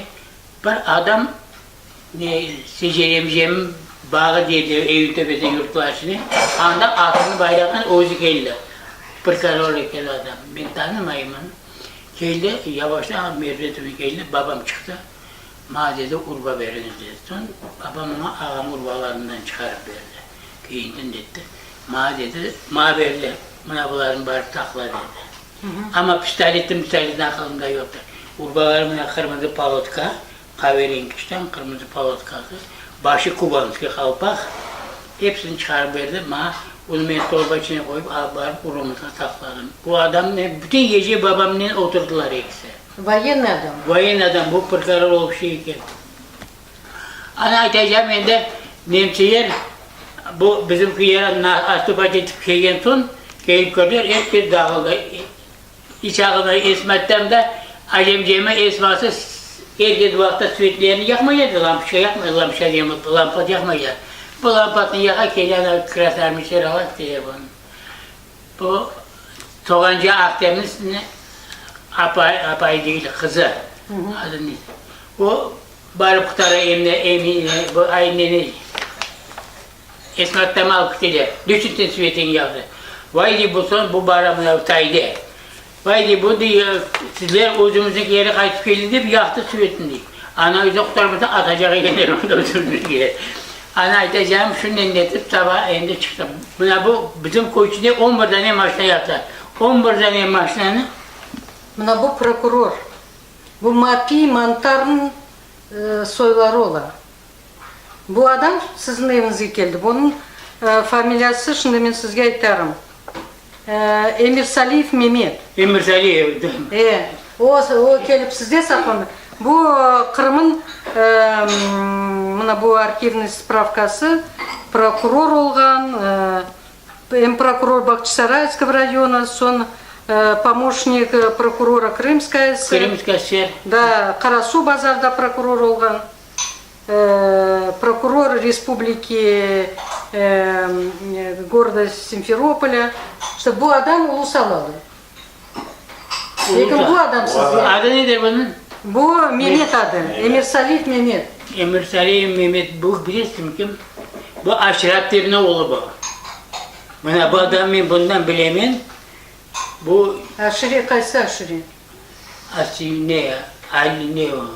Mintat Tam'ın oğlu. Mintat degen Doğru. Hani şunun oğlu bu. Bunun ben daha Cenk'ten aldığını bilem bu adamın. Ne? Haybullah. Gafar İbrahim. Ne? Tecerimcem neyse. Amızatı. Bir oğlu aldığından. Ne olsa Hayali 12 taneydi bu. Hayali Halil. Yani babama nasıl? O uların içindeydi. Sonra o Hamza dediniz de Kiyevi. O da atıldı. Onu bunda biz kaytıp gelgen son barıp Mentopil'den dokumentin, arşivden dokumentin taptılar. Atılgan Hamza'nı mı? Hamza bu neydi kaybolagan neydi oğlu da Tecilim Cem'de oğlu. Neydi büyük ağası neydi Yaya. Ya. Yayaları onun baktı neydi Timurgül'de atalardı. Bu ben Hamza'nı gördüm neydi Fergana'da. Hatırlarsınız Akifet'ten oğlunu bu Asanov Nemet olan koy içinde cenk vaktinde saklandı o. O neydi? Председатель Албатского сельсовета. Cenk vaktinde onu o keli anasına saklanıp anasının подвалına Akife'nin Osman'ın oğlu. Neydi kimde oğlu? Akife. Betula'nın kardeşi. Betula Asanov. O saklana sonun Nemsler tapıp atalar. Buna Betula onun ağası. Beytullah. Ular Betula, Nemetula, Setmemet. Setmemet'ini bilmem. Buna Nemetula, sonda Nemetullah avcuydu galiba. Tüfeği var idi onun. Şöyle bizde o zende balıklarını ataydı. Ona cenk vaktinde Nemsler attılar. Bunu mu? Attılar. Bunu Emir Bey'in evine bir şey geliyor. Bu Noga Emir Bey değil. Mada Emir Bey. Mada Emir Bey'in evinde geliyor. Bu da bu okşap Emir Bey'in bir yaşlarda olsa gerekiyordu. Da ona geliyor da şunda men endi yoktur mende. Men Emir Bey'in ne olduğunu bilen bu adam. Geldiler Emir Bey'in ekse onun kayıtları var idi. Kayıt reklamını laf etti sonra ev yıkırdı. Ana şu arada Ağustos'tan dediler olan gelip alıp gittiler onu. Emir Bey'e ağlayıp bu dedi, niçin kim yaptı bunu dedi. Betula, İzzet, Nemetula, Kaybula, onlar 4 oğlan. İyi, 4 oğlan. Ben bu tavuğa gitmezden o güne, bu çoban atan var idi, bu çoban atan babası çıkmadan uçkadı koylarını. Koyların bütün cipitleri, ben koylarını hepsine aylıp durumu taşırdım, 60 tane koy. Hepsini onun içine girdim, ana şu Hasan'la beraber koylarını alacağım, babası da alacağım uzun 4 tane koy, 2 tane eçti. Eçkisinin adı birinin adı koş diye ona bakalım dedi. Ana ondan koştuk gidedik tarlaga. Son Taşkı'ya vardık, Hasan, babası çıkmadan Hasan'la vardık. Sen dedi bak Abdurrahman dedi tavdan gelecekler dedi. Abdurrahman dedi bu Hasan. Yemin neydi Abdurrahman? Bir daha gelir 2 tane. Bir tanesi Kırım Tatarı ama adını açmadım, ben Urus'um dedi. 2 tane olup geldi. Hasan dedi, Andre'den kayısı koyun soyacağımız dedi. İstegediğini soy Hasan'ın dedi. Elde Hasan, elde ödümüzün Hasan'ı da var dedi. İstegediğini soy dedi. Anası 1 dakika barmadı. Soydu, bunu mayat ayağının üstüne koyup abresine aslı koyun. Ben ayağını tuttum. Bütün içini aldı. Parçalayacağım bunu, parçalamayacağım dedi. Yok dedi, parçalamam dedi. Partizanlar Ha, sizler orada yardım ettiniz partizanlar. Bizim 20 tane koyun aşağıdılar. Ben daha bilmeyeyim bunların kim olduğundan sonra. Ular neye 2'ye boyup koyunu alıp gittiler. Hasan tanıdan bunların dedi. Bilmeyeyim dedim böyle en adamların. Dedi partizanlar dedi. Bizim sıkırında şular hal vardı benim babama aitmadım dedi. İşte koy adamları yardım etkenler ev toplu işte Sağ olan sıkırlarını alıp var Bergin Hasan. Ya bütün soldatlar neler dağlar içine ketkenler. Yanında yaşayıp beraber yaşayıp. Dağlar doluydu o vakitte. Buna şu küçükene armiyanın bir çoğusu bizim koydan Settin da var şuların içine. Ayşe degen apayı verirdi. O akşam evine geldi de Ayşe tayta kan Mehmet gitmedi. Yok dedi ben sabah praverka yapsalar dedi. Ben olmasam makayın olur. Ana gitti şuna gitti bu kaç geldiler ki Cemil gitti kaç sabahına geldi o. Aytacağım ana şu yerge Hasan etti ben Hasan ayttı. Ben dedi bunların çoktan problem dedi. Bu adamlar bana kaç koyum aşağıdılar beni. Ben ayttım. Bizimkinden de aşağıda ver dedim. Hep böyle kışlayla, köyçede kışlayla, rakı içip kışlayla başladık. gelelim babam öldü. Babam buna öldü. Cenk vaktinde öldü de. Kaçıncı sene? Cevteler bari düşüyor. Babasını ölgenden ne bileyim. Ben kuyuçunda oynayayım ballarının. Babam da camiden gelip, iki tane nemsi, iki araba gelir, nemsiler gelir. Kıla dokanı açtılar. Bunda avın kadar bir kuyucu zamanı var üstüne. Ben anahtarını evde alıp geleyim diye aydı. Ona dedim, anlayma, okunda ora babamın kokuya gidiyor. Şu yeri babam yok, ben kayıtıp geldim, bu şey babam zorla tutup oturan. Ne var dedim, onlar bu şey talaylarında. Kartopları, orada kartopları yaşlıklarına da onları yaşlıklarına yükleydiler. Soğanını alalar. İki yaşlıklı sabun da var ya da, abicin eyvanına alıp koyduğun adı. Bu sabunların maşına yüklediler. Babam beni alıp evine çıktı. Tuttu boynuna sağlıklı avcısı. Şu gecesi babam öldü. Gece babam yaramadan sonra ben avcı köyüne gittim tatama. Mustafa işlem tatam anda. Ana barsam, böyle babam yaramaya. Kuda babam ay tatam umre tatam. Ana şapkeler beni attan yürekten. Ağanı sablemet niye bu vakti? Armiyada o yok o vakti. Onun evinde biz oturuyorduk. Ana ölen babam öldü. Son ben şuna şeytanlardan bir boklara dedim. Bunlara şu kadar ne dedim, ne yapkan yaramazlığımı yaptım. Ben babam ben daha yaşım. Ana şu azan ne bara. O şimdi 24 tane koy kaldı. 26 tanesi gitti. Kim bilir ne de onlar da geldiler, başkaları da geldiler. Çok su taşıktı haberi. Lomka kayanı bilirsin gibi. Lomka kayanın tübüne soyadı. Şu yerden alıp geldiler. Ana şundan başladım ben de yavaş onlara bara verdim. Ana şu Hasan hoştu benim şulara. Hasan'ın o yüzden barıp gelip yürüyenin evliyesine. Ana şundan şulara koşuldu. Son endi koydan gitmek gereği bu startamız ayda. Bu babası için çok şeyler aytkan babalar da alırlar bunu diye. Anamı Kermençik'e alkıttık. Kermençik'e aldırdı, büyük Kermençik'e, Bokşik'te Kermençik'e. Anda kaldırdı. Ana oldum kaytıp koyuya geldim, kaytıp Kermençik'e varımız. Sağırımız var, bu sağırımda Kermençik'e de gittim. Ana evlisi diyor, şu başlakanlı şu partiler, sonuna bir şey kaldık partiler içinde. Koyunu daha yakmadılar koyunu. Hepimiz biz soruğa vardık başta. Yakıp daim ağaçlar kesip yapılırsa yayını yatadı bize, o yüzden yatadı bize. Ana şundan son ben kayıt koyuya geldim. Şu vakitte babam rahmetli sizlerin yanında. Yok, babam armiyada da o vakitte. Yok Fevzi. Fevzi o vakta vermez. Fevzi Nuri bizden. Ben şimdi partizanerle kaldım. Başta şu çukuruldaydı. Sonra Yakup dayım yanına varım. Yakup dayım teri kazanbaş yerine gelip bir deri içine yatardı. Anda kırmak çaresi yok edin. Anda da oturduk dayımlarla. Ana şuna başlattım. Kermençik'e baramız, namına vakıf keliğimizden avlisini düşürdük. Son bir daha uca geldi koyun yaktılar. Sütunu, kegin günler yaktılar koyunu. O koyun yakkanda bir tane reyan denen mentiyeze edildi. Uyuramaydı. İnvalid.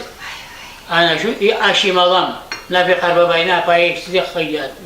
Bu kravatı yatırken bu bir yakta tütüm önüne. Nafi Karbaba'nın 4 kızı vardı.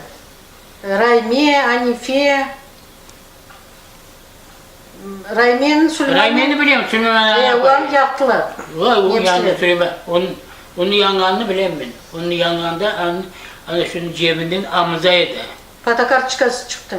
Yani karşılaştı. No ben onu görmedim karşılarını toplayıp herkes bir yerde karışık adamlar ölülerini çıkardı. Birinci kim gördü bu yakkan adamların? Bu iyisi oldu. Biz şu Fevzi'yle ikimiz. Babam. Baba. Köye gittik. Bizlerden ne kıdıramız? Bakarsan ben de. Pistolet kıdıramız. Cenk olan yerlerde pistolet. Patron. Burada ne tattık? Raketle atkan pistoletleri. Onu almadık. Ne olacak bizim raket atıyor. Ana kayıtıp koyuya geldik. Biz evlerinde koy içindeyimiz ama Gelip orta yerde bu mantar setmerin evi koyun içini de bir yağında yerini bir Mantar yağında setmeyerin evi buna mektepke yakın idi, buna birdeydi. Mantar setmeyerin evi. Mantar setmerin evi buna baramız da şimdi koyuyor. Mektepke yakın idi. Mektepki de yakında. Da, buna mektep. Bir koyu olmasa hepsi. Buna da böyle. mantar setmeyerin evi. Bu Kamil Ağa'nın Mehmet babasının evlerinin altında mantar setmeyerin evi. Mantar setmerin. Son Nogay Emirveli. Nogay Emirveli'nin evi. Buna. Birinci kete evi yapsın. Abi oturduğundan şu abi Abi emniyette var. Ana uların altına Mantar ular setmeyerin yok abilesine de. Mantar setmerin evi abilesine. Nu doğru buna birde. İki temi oturuyordu. Mehmet Ağa'dan da oturuyordu. Buna Mehmet Ağa da bunda oturaydı. Hani aytacağım, şunun başını ettik, yürü, biz mantar setmerin evini ne gemardı, biz anda o evi yok, o evi yanladılar. Bunu azbarına, sigara erte bızavlaydı onu da, o bızavın barmağı, bakma baraydı, onun da krezi baraydı. O şey Mayıs'ın 20'lerini pişirirdi o krezi, bir erte pişen krez dedi. Bari dedi, baka aşağı krezimizin de, o vakta krez veredi yok da. Barsak, Ayşe yaptı. Onu tanıdık sırada olgen, üstüne tobancıklar yaptılar. Ayakları beti açıktırıp tobancı beti yeri fırbattırgan durun. Abi korduk olsun, baksak, ulan dedi, bunda basa bu kadar salih olmalı dedi. Babam rahmetliydi. Baba, bu salih bu nedir bu dedi. O yüzden bir yazıyor. Anasın o gördük sahilde onu Akbegen tarafına bize gördük. Mantar setlerin bari botagasından kire. Arkadaşlar anda adamlarını, komşuda yakanlar, Mepadoğa'da yanan adamlar, onlardan akan yağ mı ne bu yol boyu bir yaka gelen, ana şunun elinde bari kız. Son yerinde kayda bu, elinde koyuyor çok adamlar, partizanlar da geldiler. Bu vaktan bu sevinçtem, o bir atamanın dedi var. Ne kadar aslan, ne bu kadar aslan anda dedim diye. Çulakov Musa. Çulakov. Ne bu kadar aslan anda dedim. Biz geldik anda özümüz batımında Ayşe etti anam. Uyuyordu. Ular bağırıp ne etti? O keyif sıradan bir daha yarın diyence ular keyif koydu. Bunda adamlar yangan, adamlar var dedi, başları, ayakları, butakasının korneki de ayakları. Ana şundan ton etti. Bağırıp ular ton ne geldi? Volçonko geldi. Bizim hatırlatın başlığı Volçonko Piotr Fyodoroviç. O geldi. Son bir adamlar da geldi, partizanlardan geldi. Buna hiç akıllaşması amıza var içinde. İpagan'ın oğlu, o İpagan'ın oğlu yapar, oğlu yok. Değil mi? Sonunda pargan etmem. Ana olar geldi. Ana başladılar gitmeye, olmaz dediler. Çıkarılacak gibi bütün şey karşı pargan etmem. Ana tut adamlar çok, o çıkarmak gerekiyor. Ana şu setkallağa da şu vakta geldi. Buna şu Aşirap'temin setkallası büyük oldu. Olar geldi. Ana başta sonra o yere çıkardılar. Ben o şu 48 tane adam çıkınca ben bar edim. Hep oturduk. Ya Setkali geldi, Setkali'nin anası aşırı bir tane. Aşırı bir tane taptı vardı. Babasını, anasını taptı olardı. Buna şu Aşirap'temin tübdün, buna bir kampırlar. Sıvın giyer, pamuktan. Buna sık etip tikeldiler öyleyse, kolunu tikeldiler. Ana şundan tanıdı. Şundan tanıdı anasını. Sonra babası da şunun yanına ikisi böyle bir tutanlar birbirlerine öylesine tutup ötep jiberiler anda şimdi böyle sonra yapanlar. Ana şundan setkallağa oğuzunu, anasını, babasını şu ürstemlerini azbar içinden alıp geldi o araba çıkın. Araba çıkıp koyup bu yan içinde gömülgen yer var da bu tepede gömdü onlar. O tepede mezarlık kadar koydu. Mezarlık anası mezarlığa gömdü anasını, babasını. Bu şimdi bu yanın içinde yok. İçinde de yoktur değil mi? Bunların içinde yok buna şu işte olgenler şey o tepede. No asan bari Bunlar kaptı. bütün delik daha tekrardan tutmaya yeri var. Annen netip o setkallağını ağlagan. Ya Rabbim Allah'ım. Özü bir kıyıp. Ya Remzi'yi de etmezsin. Süleyman Ağa'nın oğulları Remzi kişi. Öyle ana babası ikisi yanında buna da imceleri. O da anası kaçırır onu pencereden. O da olmasa yakacaklar onu da. Ayşet de tatası. O bu başlarını gelip bağlaylar. Kızlar.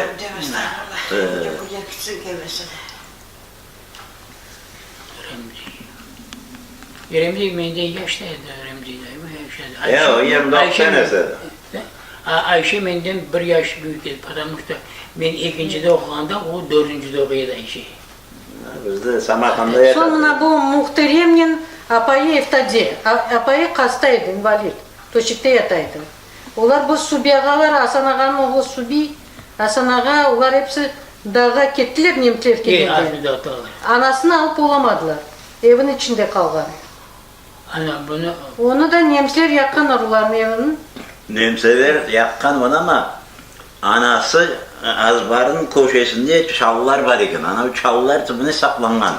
Nasıl saklanacak o hasta apayı invalid? Sürelip gitken o anda. Son nemseler gitken son Subiyaga kele. Subiyaga bir ekten olup kele de onu ıngırdısın işleri. Bütün koyu yavgan edi. Bütün gün ıngırdısın işleri. Barıp onu alıp arkasına tebertiğe alıp gider.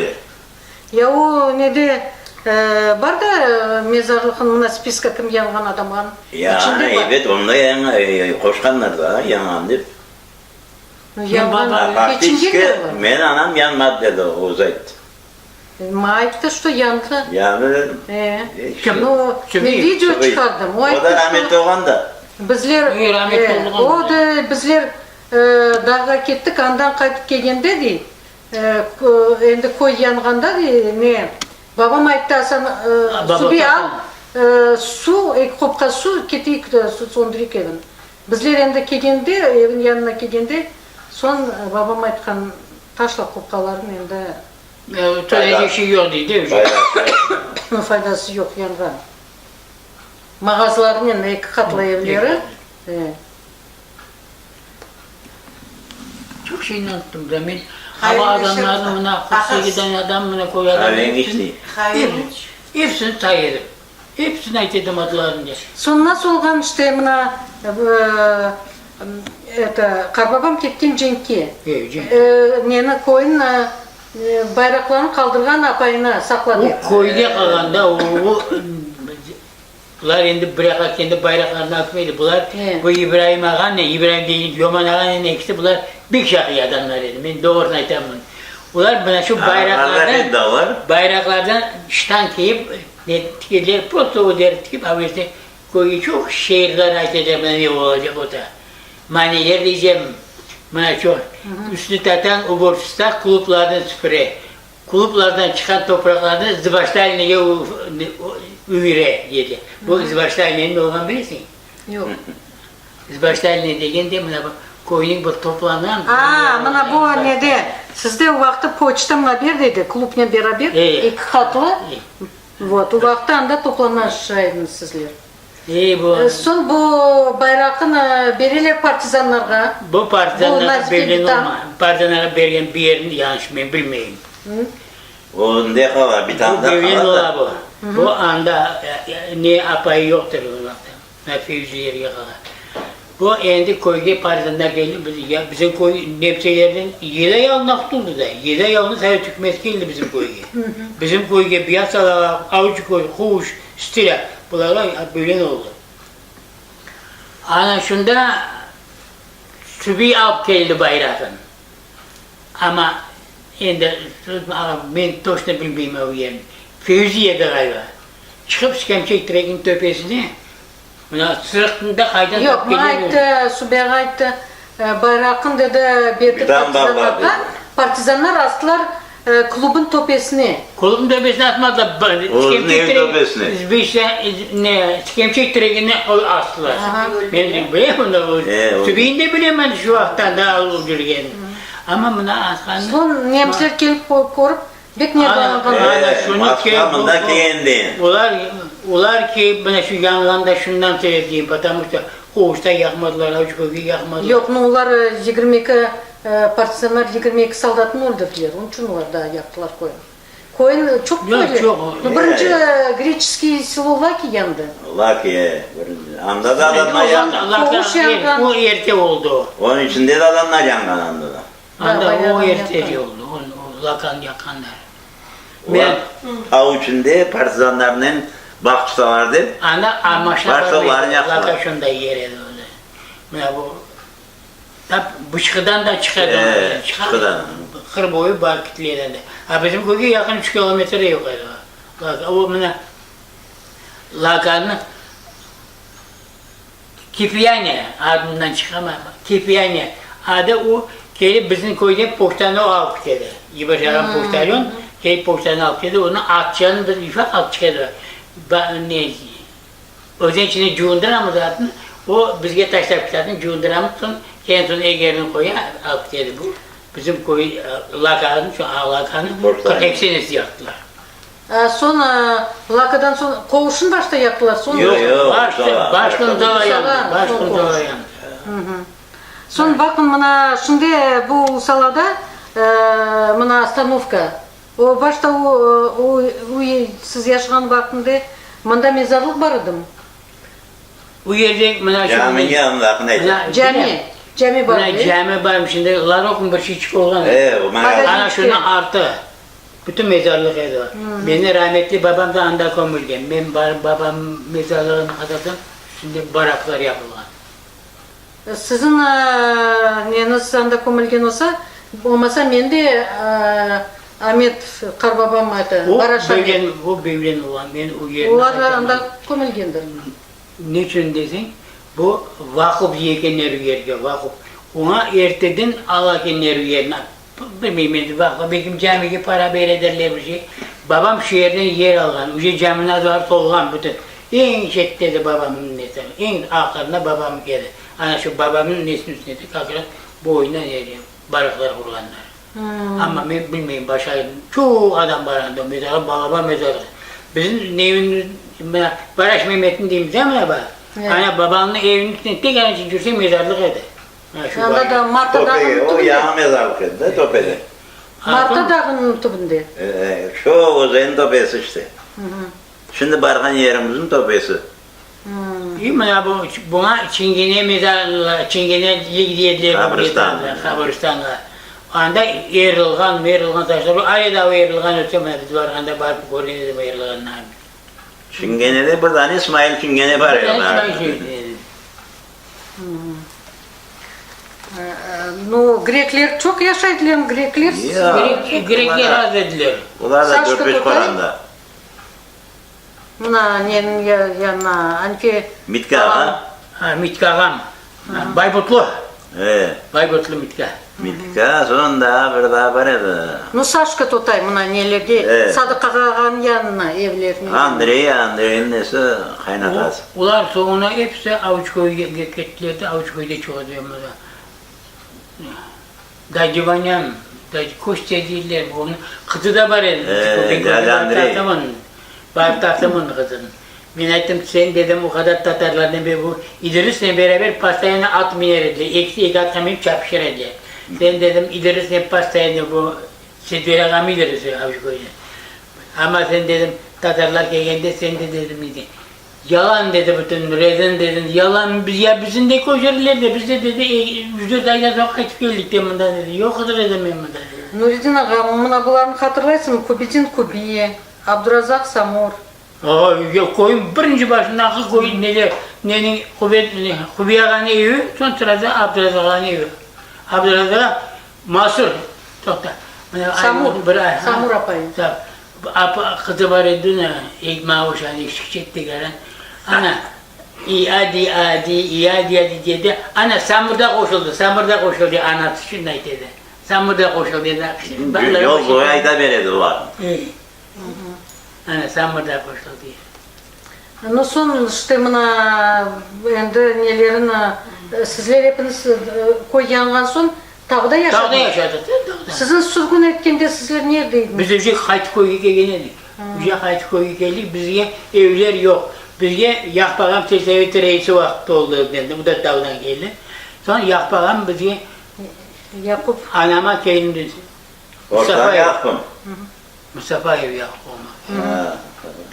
O Teseviyeti reisi oldu da, o bana şu Valçonko, Födür, bir tane buna ver dedi.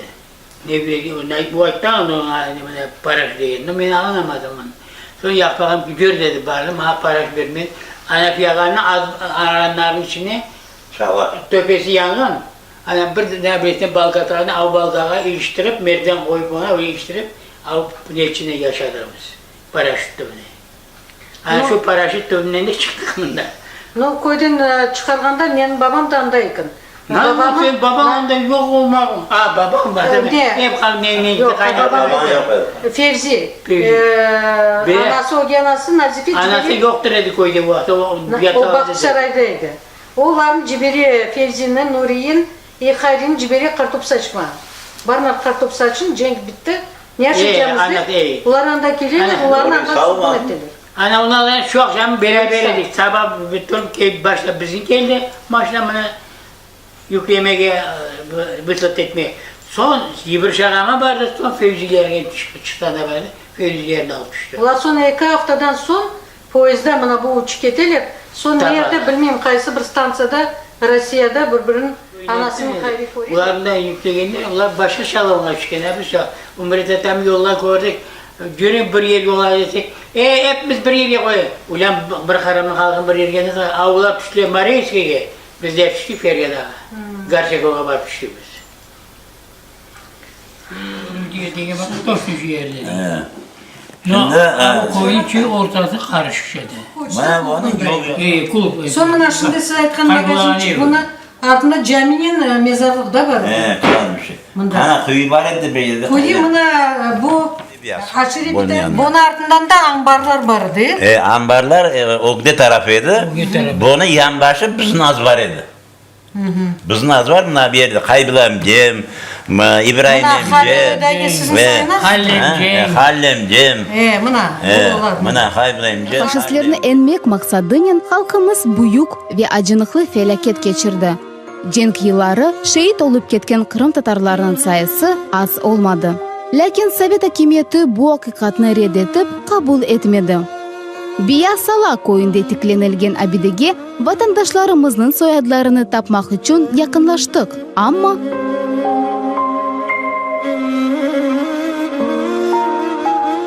bu taş partizanlar için koyuldu bunda. Lakin Kırım Tatar familyası bir tanesi yok. Bütün bu Rusların familyasından koyulgan. Ulu Sala köylüleri 1944 senesini sürgünlükке Kırım'ın farklı yerlerinde uğradılar. Ben Akdemoğlu Şükrü'yüm. Kağıtlarda çeşitli yazılar anda hayali Şükrü yazılgan. 1935 senesi dünyaya geldim. Bu yakında 26. Mart'ta 80 yaşını doldurdum. Endi yaşayış boyunca endi o'zingiz bilesiz hepiniz. Bizler asosiy o'sdik cenk vaqtida. Cenk vaqtida o'sdik, lakin ko'yimizni yaqdilar. Endi sebebini lekin sizga bunda yozdirgandirlar. Ko'yimizni lemseler yaqdi. Mağa öyle bir kağıt verdiler arşivden. O kağıt üstüne yazılan 215 adam trilliyin yandı dep. Koyun yaktan son biz kaldık evsiz. Bizler gittik tavga. Tavga gittik Kur'an'dan beraber. Kur'an'damızda 11 adam idi. 11 adam, Kur'an 6 ay kış bu aylar içinde bizler yaşadık. Marta tavuğunda.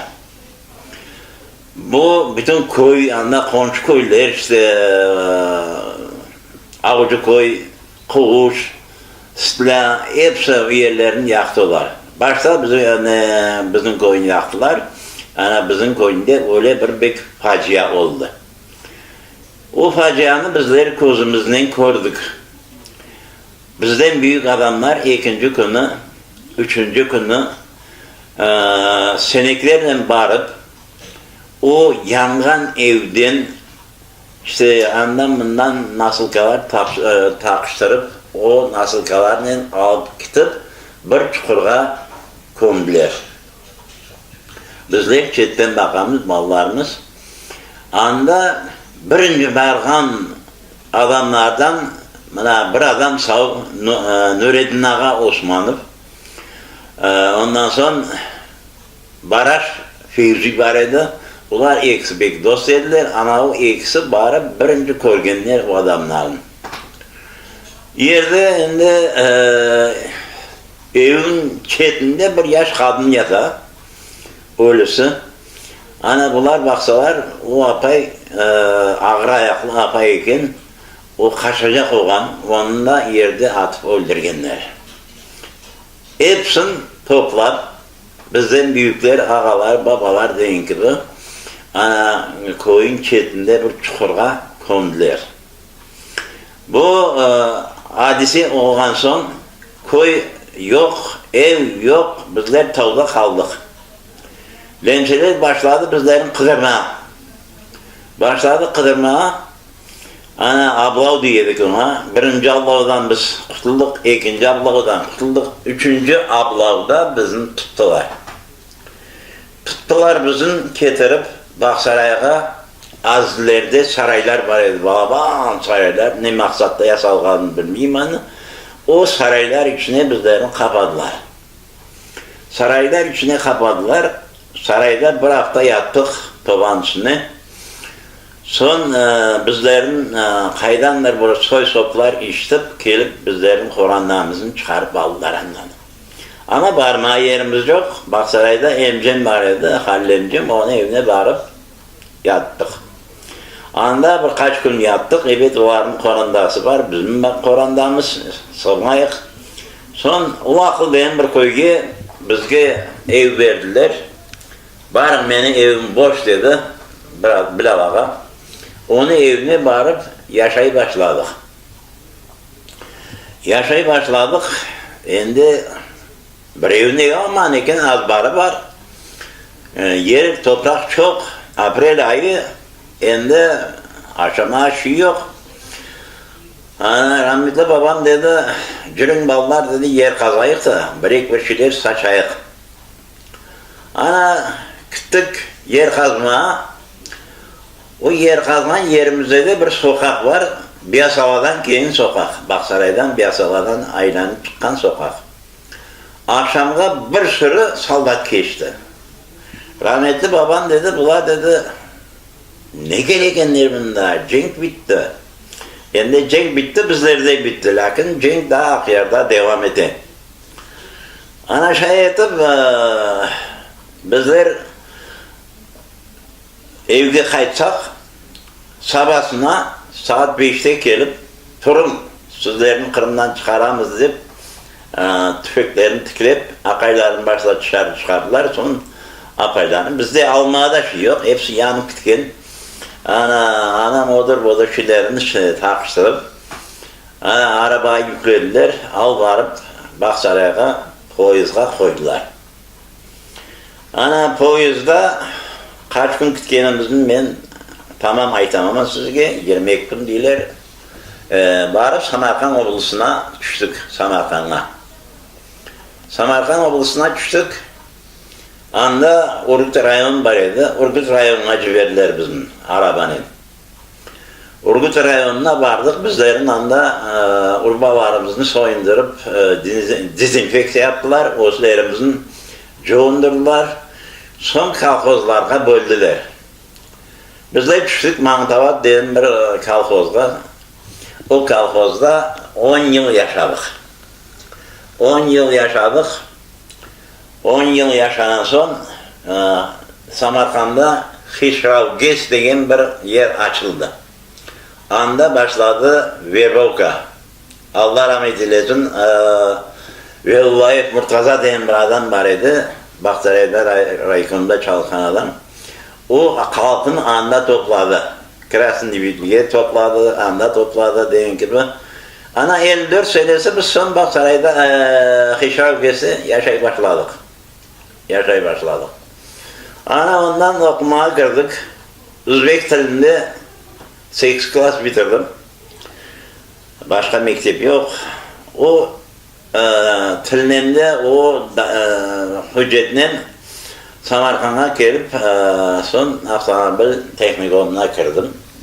Avtomobil teknikumunu bitirip 25 yılda avtomobil mektebinde çalıştım. Avtomobil diyediler, o avtomobil üçkanlarda çalıştım. 89 senesi herkes köterildi. Bizler de köterildik, evimi sattık. Ana Ahmetçik'e gelip bana bu evini aldık. İşte bu ev içinde şimdi 89 senesinden beri yaşayık.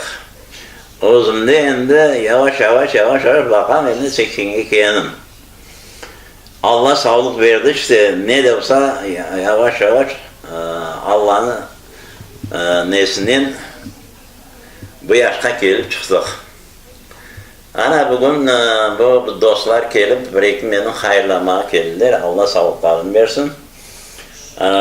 Kısmet olsa bir yerçeğini aytmadım. 93 senesi uyangan adamlarga ne koydular? Taş koydular. O taşın yanında biz oturup dua okup namaz kıldık. O 93 senesinden beri men anda bir yıl kaçırmayıp her yıl Mayıs'ın sonuna varıp dua geçirelim. Halkımız keli sağ olsunlar.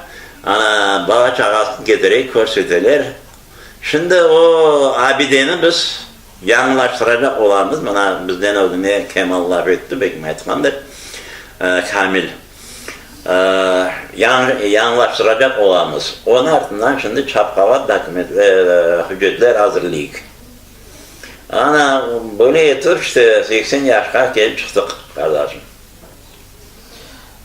Biz poyuzga mingende Kur'an'damızda 11 adam edi, 11 can edik. 11 candan şimdi ben bir özüm kaldım. Ana şimdi benim 2 kızım var. 6 tane torunum var. 4 tane torunçam var. 6 torundan 4 tane torunça var. Ana onlardan beraberlikte şimdi bu Ahmetçik sokağında yaşayık. Tek eski 400 yıllık asma koyusunu körgende gözümüz önünde Ulu Sala koyunun evvelki görünüşü canlandı.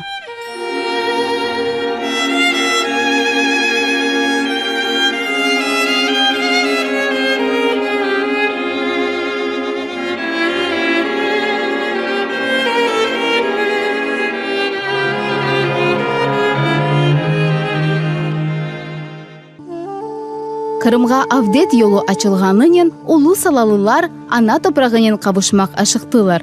Lakin bu yol meşakkatlı oldu. Benim bu kadem çıktı geldi 67 senesi Ahmetçik'te. Nazlem 7 kere Galadovka tuttu. 2 evin yıktırdılar Kışlav koyunda. Karasu rayon Kışlav koyunda. Şimdi o Kurski deyler o yere. Bir evin yıktılar. Son gene Karasu rayon Bagati degen yerde teke koyu var. Tatar mezarlığı. O yerden bir ev çıkaldı. Koşulgan ev çıkıydı. Onu yarısını yıktılar. İşte Ahmetov Enver keli. Kanteyirdeşilerimiz 2 yaş bala çıkı. O evin yıktırdılar. Bizim avtobuslara yükleyip Krasnodar kraya alıp gittiler. Port Kafkas'ta bizim ben kaçtım milisadan.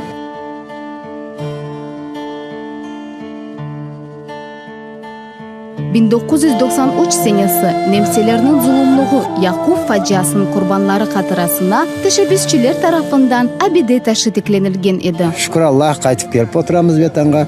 Sonra aklımıza geldi dedik bu katlar olup kütüp otura. Mesele ne dedi inceligi adamlar bir yerde yandı, başka yerde yandı. Sonra endi demek ikinci yerge kömüldü. Onun için dedik katlar olmazdan evvel bu işini yapayık. Ben dem aytdım o yerde son tanıştık, geliştik, çapkaladık, bu taşını koydurduk. Bunu Ziya Halikov öz parasını o vaxtda milyonlar edi bilmem bir şeyler. Bir kimseden para almayıp, bir şey etmeyip 18 yıl evvelsi koyuldu bu taş bunda. Baştaş. Bunda ne yardım, ne falan, ne tügen, ne reis balkon alıp vereceği yok. Ne razılaştık soradık, bir kimseden bir şey soramayıp koyduk. Koyruşuv devamında mezkür taşın resmileştirüvü üzerinde fikirler seslendirildi ve bu niyetlerini amelge geçirgen mesul insanlar belgilendi. Ulu Sala koyunun faciası hiçbir Kırım Tatarını pervasız kaldırmagandır. Şair İbrahim Seytabla Дешитле фажиа ve onun hatırasına bağışlanıp tiklenilgen taş hakkında böyle satırlarını yazdı. Ulu Sala civarında, yeşil dağlar bağrında dura bir hatıra taşı, alev şeklinde başı.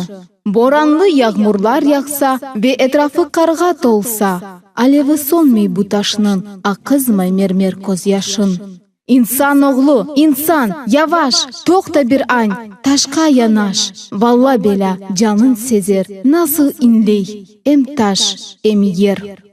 Avcı, stila, ulu sala, kalkın düşman apske ala. Kopay olarını ve yaka, özütçetten buna baka. Çıtır çıtır yandı millet, dehşet, facia, kıyamet. Uç koy kalkın alev aşay, tek taş o gününü hatırlay. Bekir Refat 1930 senesi 23 fevral'de Kuş koyuna dünyaya geldim. Yani Harbabam olar Ulusalalı. Ulusalağa çok bara yedim. Evet, bala iken de bara yedik anda oyna yedik.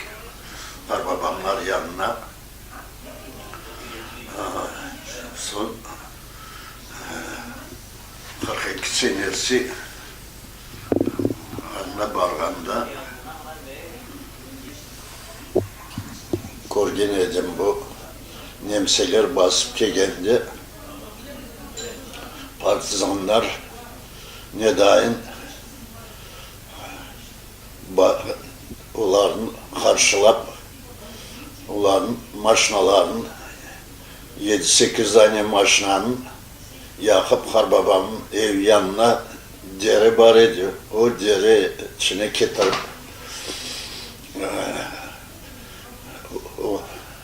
obaladılar. Bizler balla barıp onun içine oyna yedik.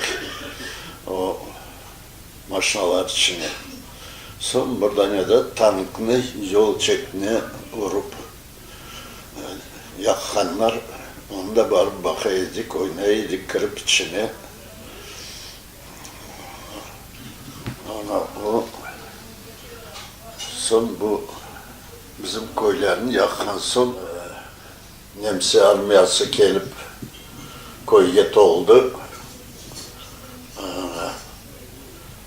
Onlar gündüz gelip bizim talaydı, bizim halkın neteydi. Partizanlar gece geleydi. Son partizanlara yardım edeceğiz deyip 43 senesi koyumuzu yaktılar. Bizler gittik dağa. O vakti 13 yaşında, 14'ünü doldurmayaydım. 13 yaşındaydım. Dağa bardık anda partizanlara koşulduk. Onlarga bu yangan evler çenkelip hazap bileydik anda urularımız var idi, saklanan şeyler. Yansa da onun içinden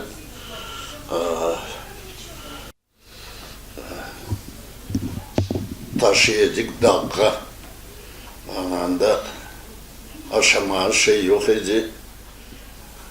Çuvalçıklarımız var idi. Biz birkaç tane ballar var idi kanda. Al bara yedik kanda. Partizanlar da aşağı yedi, bizler de aşağı yedik. Tuzsuz pişirip onu aşağı yedik. Son gerek olsa partizanlarını İbereydiler razvedkaya barıp bir yollarında razvedka yapıp yine boş hakma yedik, alıp keleydik çuvallarımız içine bir şeyler. Öyle netip dağda 5 ay oturduk. Dekabr'da nasıl gittik, April ayında son dağdan düştük biz andan. Son 18 mayda son ko'chirdilar. Biz düştük Fergana şehrine düştük. Başta kolxozga alıp bardılar. Kolxozda anda çalıştık. Kuz gelecek. Kuzda son Fergana xlop zavoduna alıp geldiler. Anda bizlerin uçenik slesir yaptılar. İşte anda çalıştık xlop zavodda. Anda bir 6 kvadrat yerge 3 koranta koydular. 6-7 kvadrat edi. Bana onun içine peçka da yok. Aş da yok. Svet da yok. Çubuk polu da yok. Toprak. Hepimiz anda bitledik. Bir kırmızı yorgan, atlas yorganımız var idi.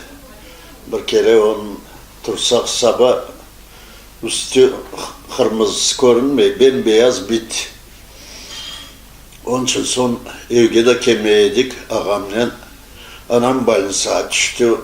Babam barganımızın bargan ayımız 2. ay ölgen idi. Anam tatalarım balınsağa düştüler. Biz ağamla beraber kaldık. Son xlop zavodun ambarları içine herkes kaytkanda biz barıp saklanıyorduk. Anda o pamuklar içine kömülüp son sabahcak yuklayıyorduk. Son burada çıkıp işke, herkes işke barganda biz de barıyorduk. O neydi? 44-45 yılları. 1988 senesi. Bunda kegen son gelip ev kıdırıp köylerden birkaç tane ev olar tapıldı. Olar olmagan son şehirge bunda Akmecit'e gelip ev satıp algan son yazmadılar, başladılar. Erkum milisa kemege milisa gelip yaza komisya, 4 kere komisya geçtik. Komisya atkaz etti ama burada gelirler, Ugolov'unu iş açtılar. Biz 20 adam edik, bizlerin kapacak ediler işte ama o son yetip 89'da ne oldu? Gorbaçov gelip Ukrayna'ya bir şeyler yetip Allah sağlığını versin, onun yardımıyla son bizlerin de gelip delalarımızın hepsini değiştirip aldılar, burada çağırmadılar.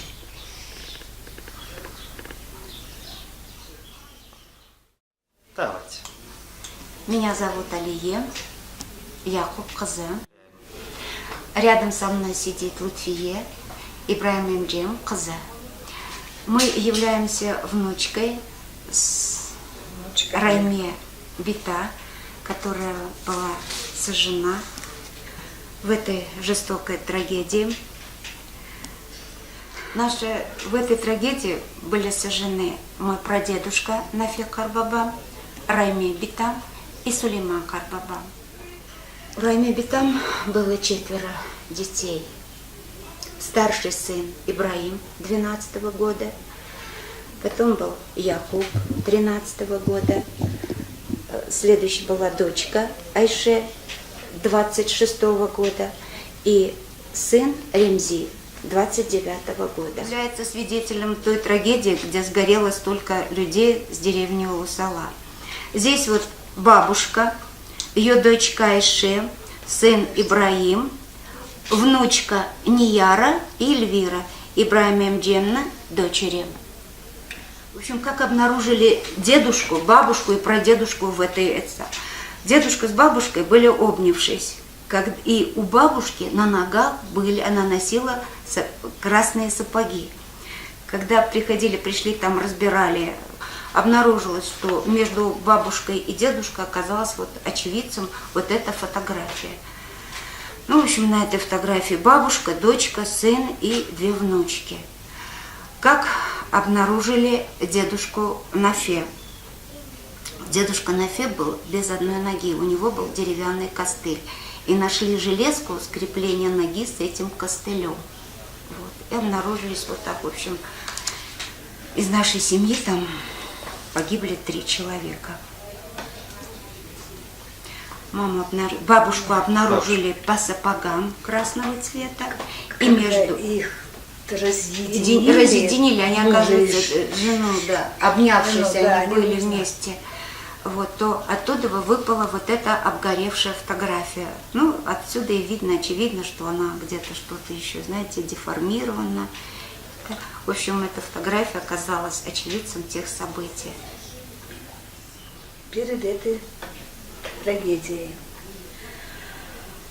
То есть все, значит, население ушло в этот самый, значит, лес, потому что знали, что, в общем, должны прийти каратели. А в деревне остались старики и тот, кто, значит, не мог уйти. Из этого, значит, леса спустился Траймена, сын меньший, Ремзи. И за этим хлебом. Райми Битамус хлеб пекла для партизан. Она заместила тесто, и тут там начали это, что и тут каратели. Она через окно выпустила сына. Он, в общем, ушел в этот лес не очень далеко, и он это все наблюдал. Ну, тогда было 14 лет. Когда, значит, людей, он это все видел, он был очевидцем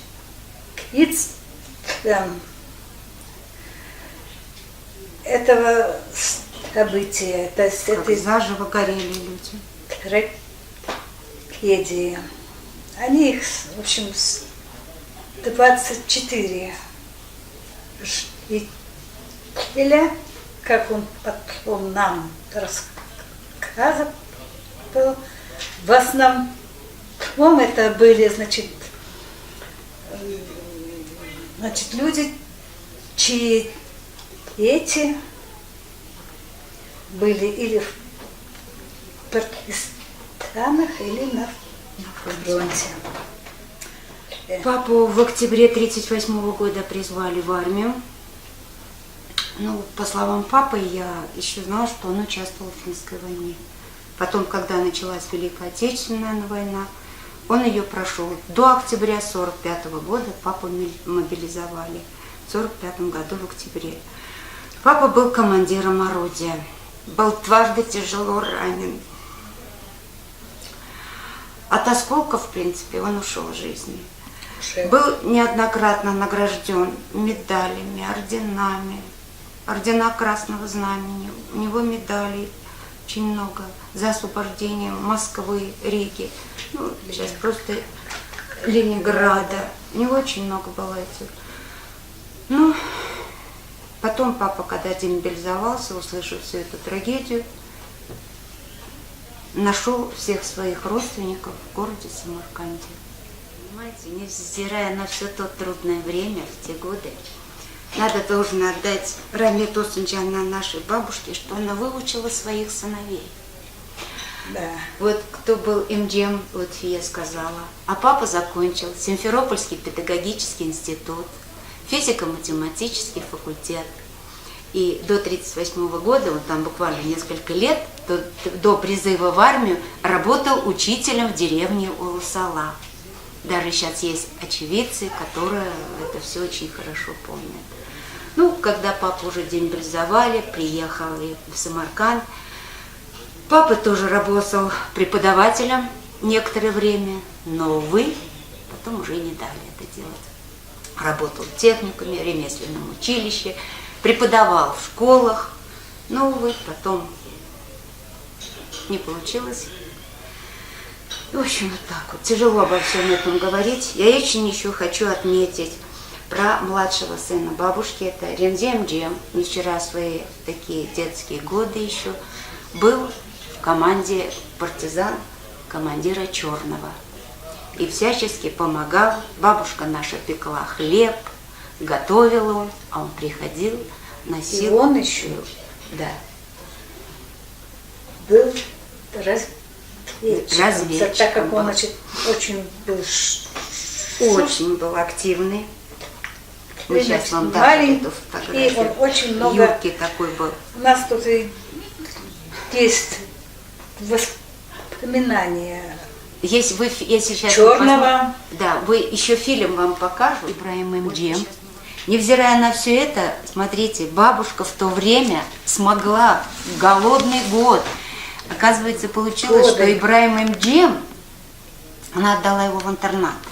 В детский дом. Сначала. Она успевала бегать в этот детский дом. Все смогла сделать, чтобы ее второй сын учился в институте. Да, не всем дано. Наша бабушка вообще была молодец. Еще хотим отметить про дедушку Нафе. У дедушки Нафе было 4 дочери.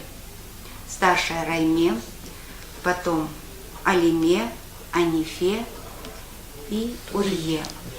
Ну, их давно уже нет, конечно, но их дети живут и процветают, внуки, правнуки живут все в Симферополе. Фотография, вот это 4 детей после войны. Здесь только вот внук.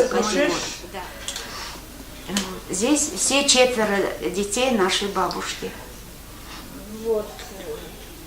Я когда съездила в Киев, мы посетили Бабий Яр там. И когда я приехала, стала папе об этом всем рассказывать, папа, то-то, то-то, папа здесь заплакал, но ничего мне не сказал. Оказывается, у него в душе у самого был Бабий Яр. Он нам ничего не сказал, что его родитель, он нас оберегал от этого всего. Приехав уже, ну да, кстати, была еще статья в «Ленин Байраги», там Мустафаев писал, да, или Муртазаев там написал, это про Муртазаева этот, Велиев, вот этот вот писатель, и там мы увидели имена, что-то такое знакомое, когда у папы спросили, да нет, кызым, просто баллары, адамларды, но папа нам об этом, он, видимо, не хотел ранить наши души. Вот все, в отличие от то есть, значит, да. Мой отец, я очень с малых лет была любознательная, так как самая, значит, маленькая в семье. Вот мы с ним, ну, он мне очень много вот этого всего рассказывал. О своей, значит, как он слушал, как он, значит, воевал, и об этой трагедии. Он мне очень много, ну, вот это все. Я что хочу сказать еще про папу. Когда уже наш папа тяжело заболел, ну, приходилось обращаться в медицину, и мы увидели, что у папы грудь, и живот было все исполосовано абсолютно. И мы только тогда узнали, что папа уже столько лет ходил с осколком в груди. Потом в легких был осколок груди. И вот этот осколок и выстрелил в его 77 лет. Получилось воспаление легких, плеврит. Вот этот осколок через столько лет он сработал.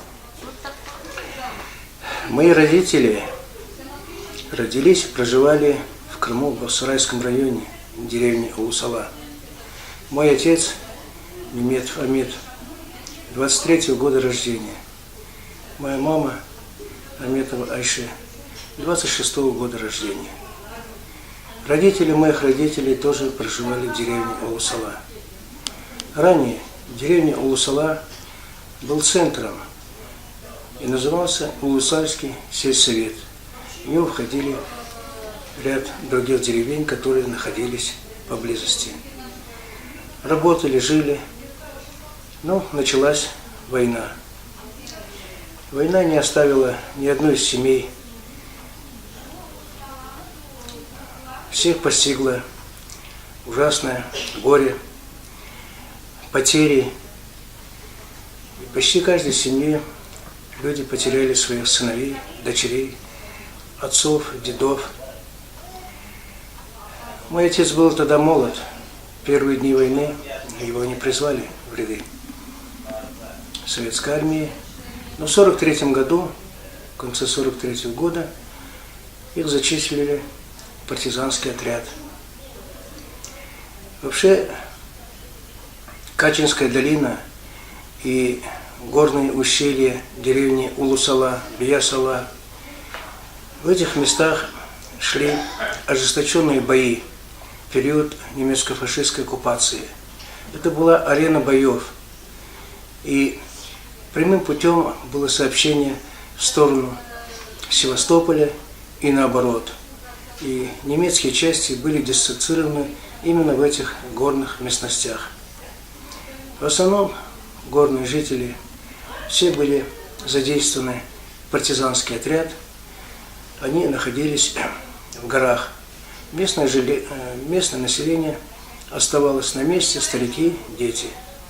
В период Великой Отечественной войны данное село, деревня Улусала, активно помогало партизанам продовольствием, продуктами, а также постоянно преподносила информацию о численности вражеских войск, о их перемещении, о их дислокации, о их пополнении и ряд других вопросов, которые были связаны с этим. В своей книге Василий Черный написал такие слова, где местное население деревни Улусала, у нас с ними были очень дружелюбные отношения. Постоянно местное население нам преподносило, поставляло продукты питания, доносило нам сведения и сводки. В основном все были патриотически настроены и вели определенную борьбу, чтобы победа как можно быстрее приближалась. Что хочется сказать, что из этой деревни очень многие наши старшие товарищи были призваны в ряды Красной армии, Советской армии. Они ушли воевать. Воевали на фронтах Великой Отечественной войны. Ряд товарищей вернулись с поля боя, ряд товарищей не вернулись. Остальное население было задействовано в партизанском движении. И вот в декабре месяце активизировалась карательная операция в районе деревни Улусала. И немецкие каратели начали кампанию по уничтожению деревень, которые находились в предгорной местности. Деревня Улусала не стала исключением. За оказание помощи партизанам немецкие каратели сожгли всю деревню. Там было 102 дома, которые сожгли немецкие каратели. Только 8 домов уцелело каким-то чудом. В это время старшие товарищи все были в партизанских отрядах. И на утро, когда немецкие части оставили район своей дислокации, с гор спустились партизаны, в том числе мой отец Меметов Амет и 5-6 с ним товарищей. Они увидели ужасную картину. Кругом все горело, кругом пожар. И вот они, значит, в одном из домов, где в подвале сожжено было большое количество людей, они принялись их опознавать и, значит, выносить. Недалеко от села, там рядом была яма, и они, значит, решили похоронить эти мертвые тела в этой яме. По рассказу моего отца, партизана Крыма, людей было вообще не узнать. Узнавали по одежкам, узнавали по каким-то предметам, которые у них были в руках. Но самое главное, что крики жителей и то, что сгорело, жир, человеческий жир, просто текло рекою. Невозможно было взять человека и поставить их на носилки. Они уже как могли, эти тела взяли на носилки, вот, и постепенно перенесли в ту яму. И это место обозначилось братской могилой. В настоящее время на этом месте установлен памятник жертвам фашистского террора. Но то, что случилось, далее пришли командующий состав, пришли, значит, корреспонденты, и это все было заснято и опубликовано в газете «Красный Крым» за январь месяц следующего года. Эти документы также сохранились в сводках архива Крыма, в сводках НКВД, и вообще всем стало известно о трагических событиях в деревне Улусала. Далее, после непродолжительных боев и операций, нам известно, что в апреле месяце Крым был освобожден от немецко-фашистских захватчиков. И судьба крымских татар была обречена на не очень хорошее. Согласно постановлению Государственного комитета, было принято решение депортировать крымско-татарский народ из мест проживания в районы Советского Союза. Мои родители были депортированы в Узбекистан, в Ферганскую область.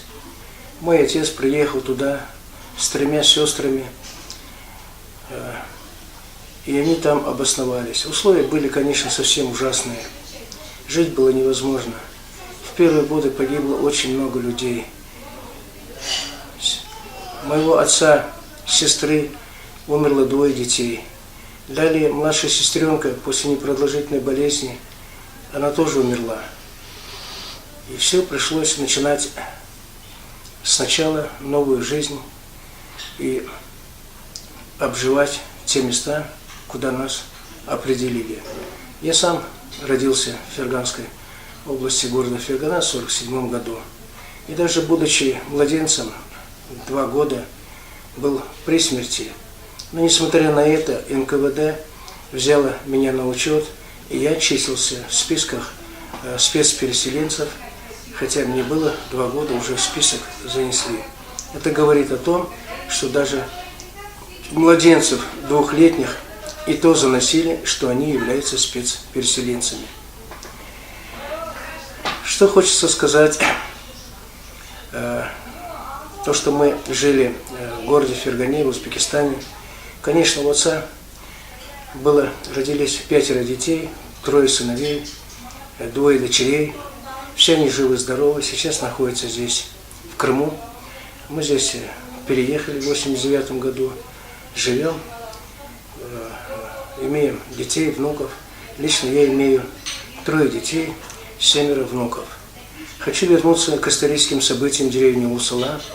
В 1993 году, когда наш народ вернулся на свою историческую родину, с помощью активистов, энтузиастов, участников партизанского движения был сооружен и установлен памятник на месте захоронения мирных жителей деревни Улусала. Это было год 50-летия. Год 60-летия также прошли траурные мероприятия по случаю трагических событий в деревне Улусала. Но в год 70-летия мы провели большое грандиозное мероприятие в городе Симферополе, в инженерно-педагогическом институте, траурное собрание, посвященное 70-летию памяти трагических событий в деревне Улусала. В нем присутствовали представители органов государственной власти, первые лица, министры, депутаты Верховной Рады, писатели, интеллигенция. Широкомасштабно был отмечен этот день и было инициировано о принятии на государственном уровне Дня памяти трагедии деревни Улусала. В прошлом году, в 1994 году, мы в Крымско-Татарском музее искусств провели также мероприятие, посвященное 71-й годовщине трагических событиях в деревне Улусала. Этим я хочу сказать, что никто не забыт, ничто не забыт. Память наших старших товарищей, которые отдали жизнь за победу, оно сохранится в памяти сердцах. И сейчас, в этом году, год 70-летия Великой Победы. И мы должны показать, как крымско-татарский народ принимал активное участие и добывал ту победу, которую мы будем 9 мая отмечать. Очень многие наши славные сыновья и дочеря воевали на фронтах, были героями Советского Союза, были офицерами, были руководителями. И это все внесло огромную лепту в победу Великой Отечественной войны. Но советская власть, однако, умалчивала эти события.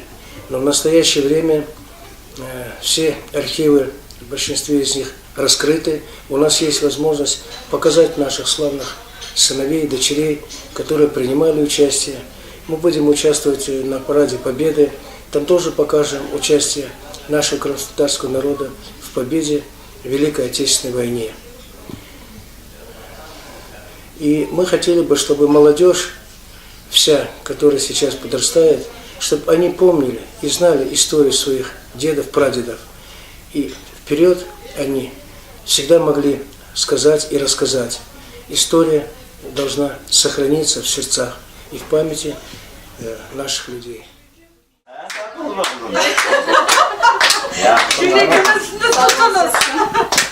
Hürmetli Şükrü Karbabamız.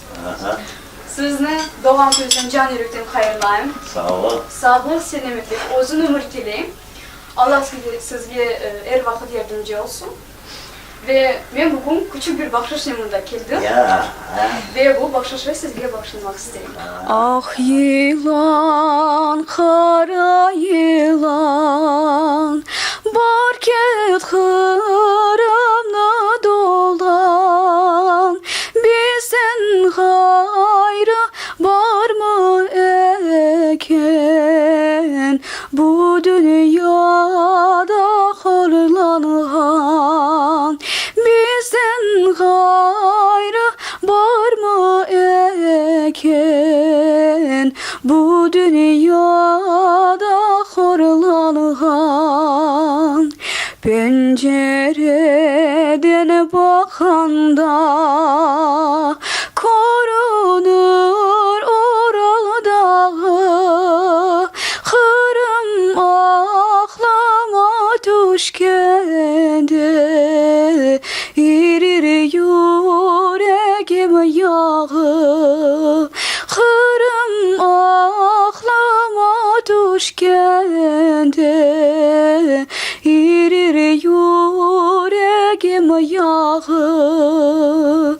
Alşalım allığına, marşalım arlığına. Bak sen anam, bak sen babam, evladının horluğuna. Bak sen anam, bak sen babam, evladının horluğuna. Alşalım, yeşil şalım, dağları dolaşalım. Bu dünyada kavuşmadık, ahirete kavuşalım. Bu dünyada kavuşmadık, ahirete kavuşalım. Ah yılan, kara yılan, barket hıramına dolan, bizden gayrı var mı eken, bu dünyada korlanğan, bizden gayrı var mı eken, bu dünyada horlanğan. Cennet hanelerimizge bereket, geçmişlerimizge rahmet, kalganlarımızga sağlık, selamet. Subhan Rabbike Rabbil İzzeti amma yasifun ve selamlar. Bismillahirrahmanirrahim. Elhamdülillahi Rabbil alemin. Errahmanirrahim. Maliki yevmiddin. İyyâke na'budu ve iyyâke nesta'in. İhdina sıratal müstakîm. Sıratal lezîne en'amte aleyhim gayril mağdubi aleyhim ve lâddâllîn. Mada bülbül konmada bülbül kiraz dağına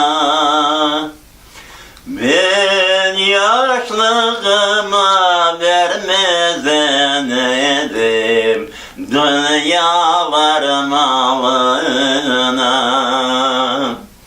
Ben yaşlığımda vermezden edim dünyalar malına. Yalı kenarında canım gezerim piyade. Ne anan sever ne baban sever benden de ziyade. Ne anan sever ne baban sever benden de ziyade. Salakoy'un tarixinde bu facia terin iz kaldırdı. Lakin buna bakmadan bu koyunun evlatları ruhtan düşmediler. Kırım'a yol açılganının vatanına kavuştular ve her sene bu gibi toplaşıklarını teşkil etmekteler. Daha çok nesiller bu yerge kelip şehit olup ketkenlerinin ruhlarına dua okuyacaklar. Kırım'ın ve Ulus Ala'nın tarixini bu gençler devam edecekler.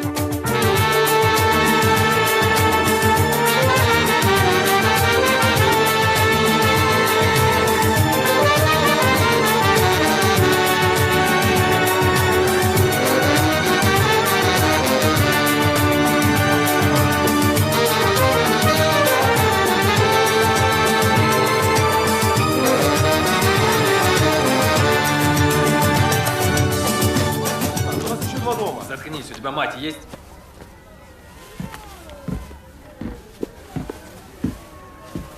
Бабушка, вы собрались? И это все? Здесь Бог, память и хлеб. Человеку этого достаточно, чтобы жить. У меня 5 внуков погибли на войне. 6-й внук сражается за нашу землю. Увидишь его, скажи ему, что он предатель.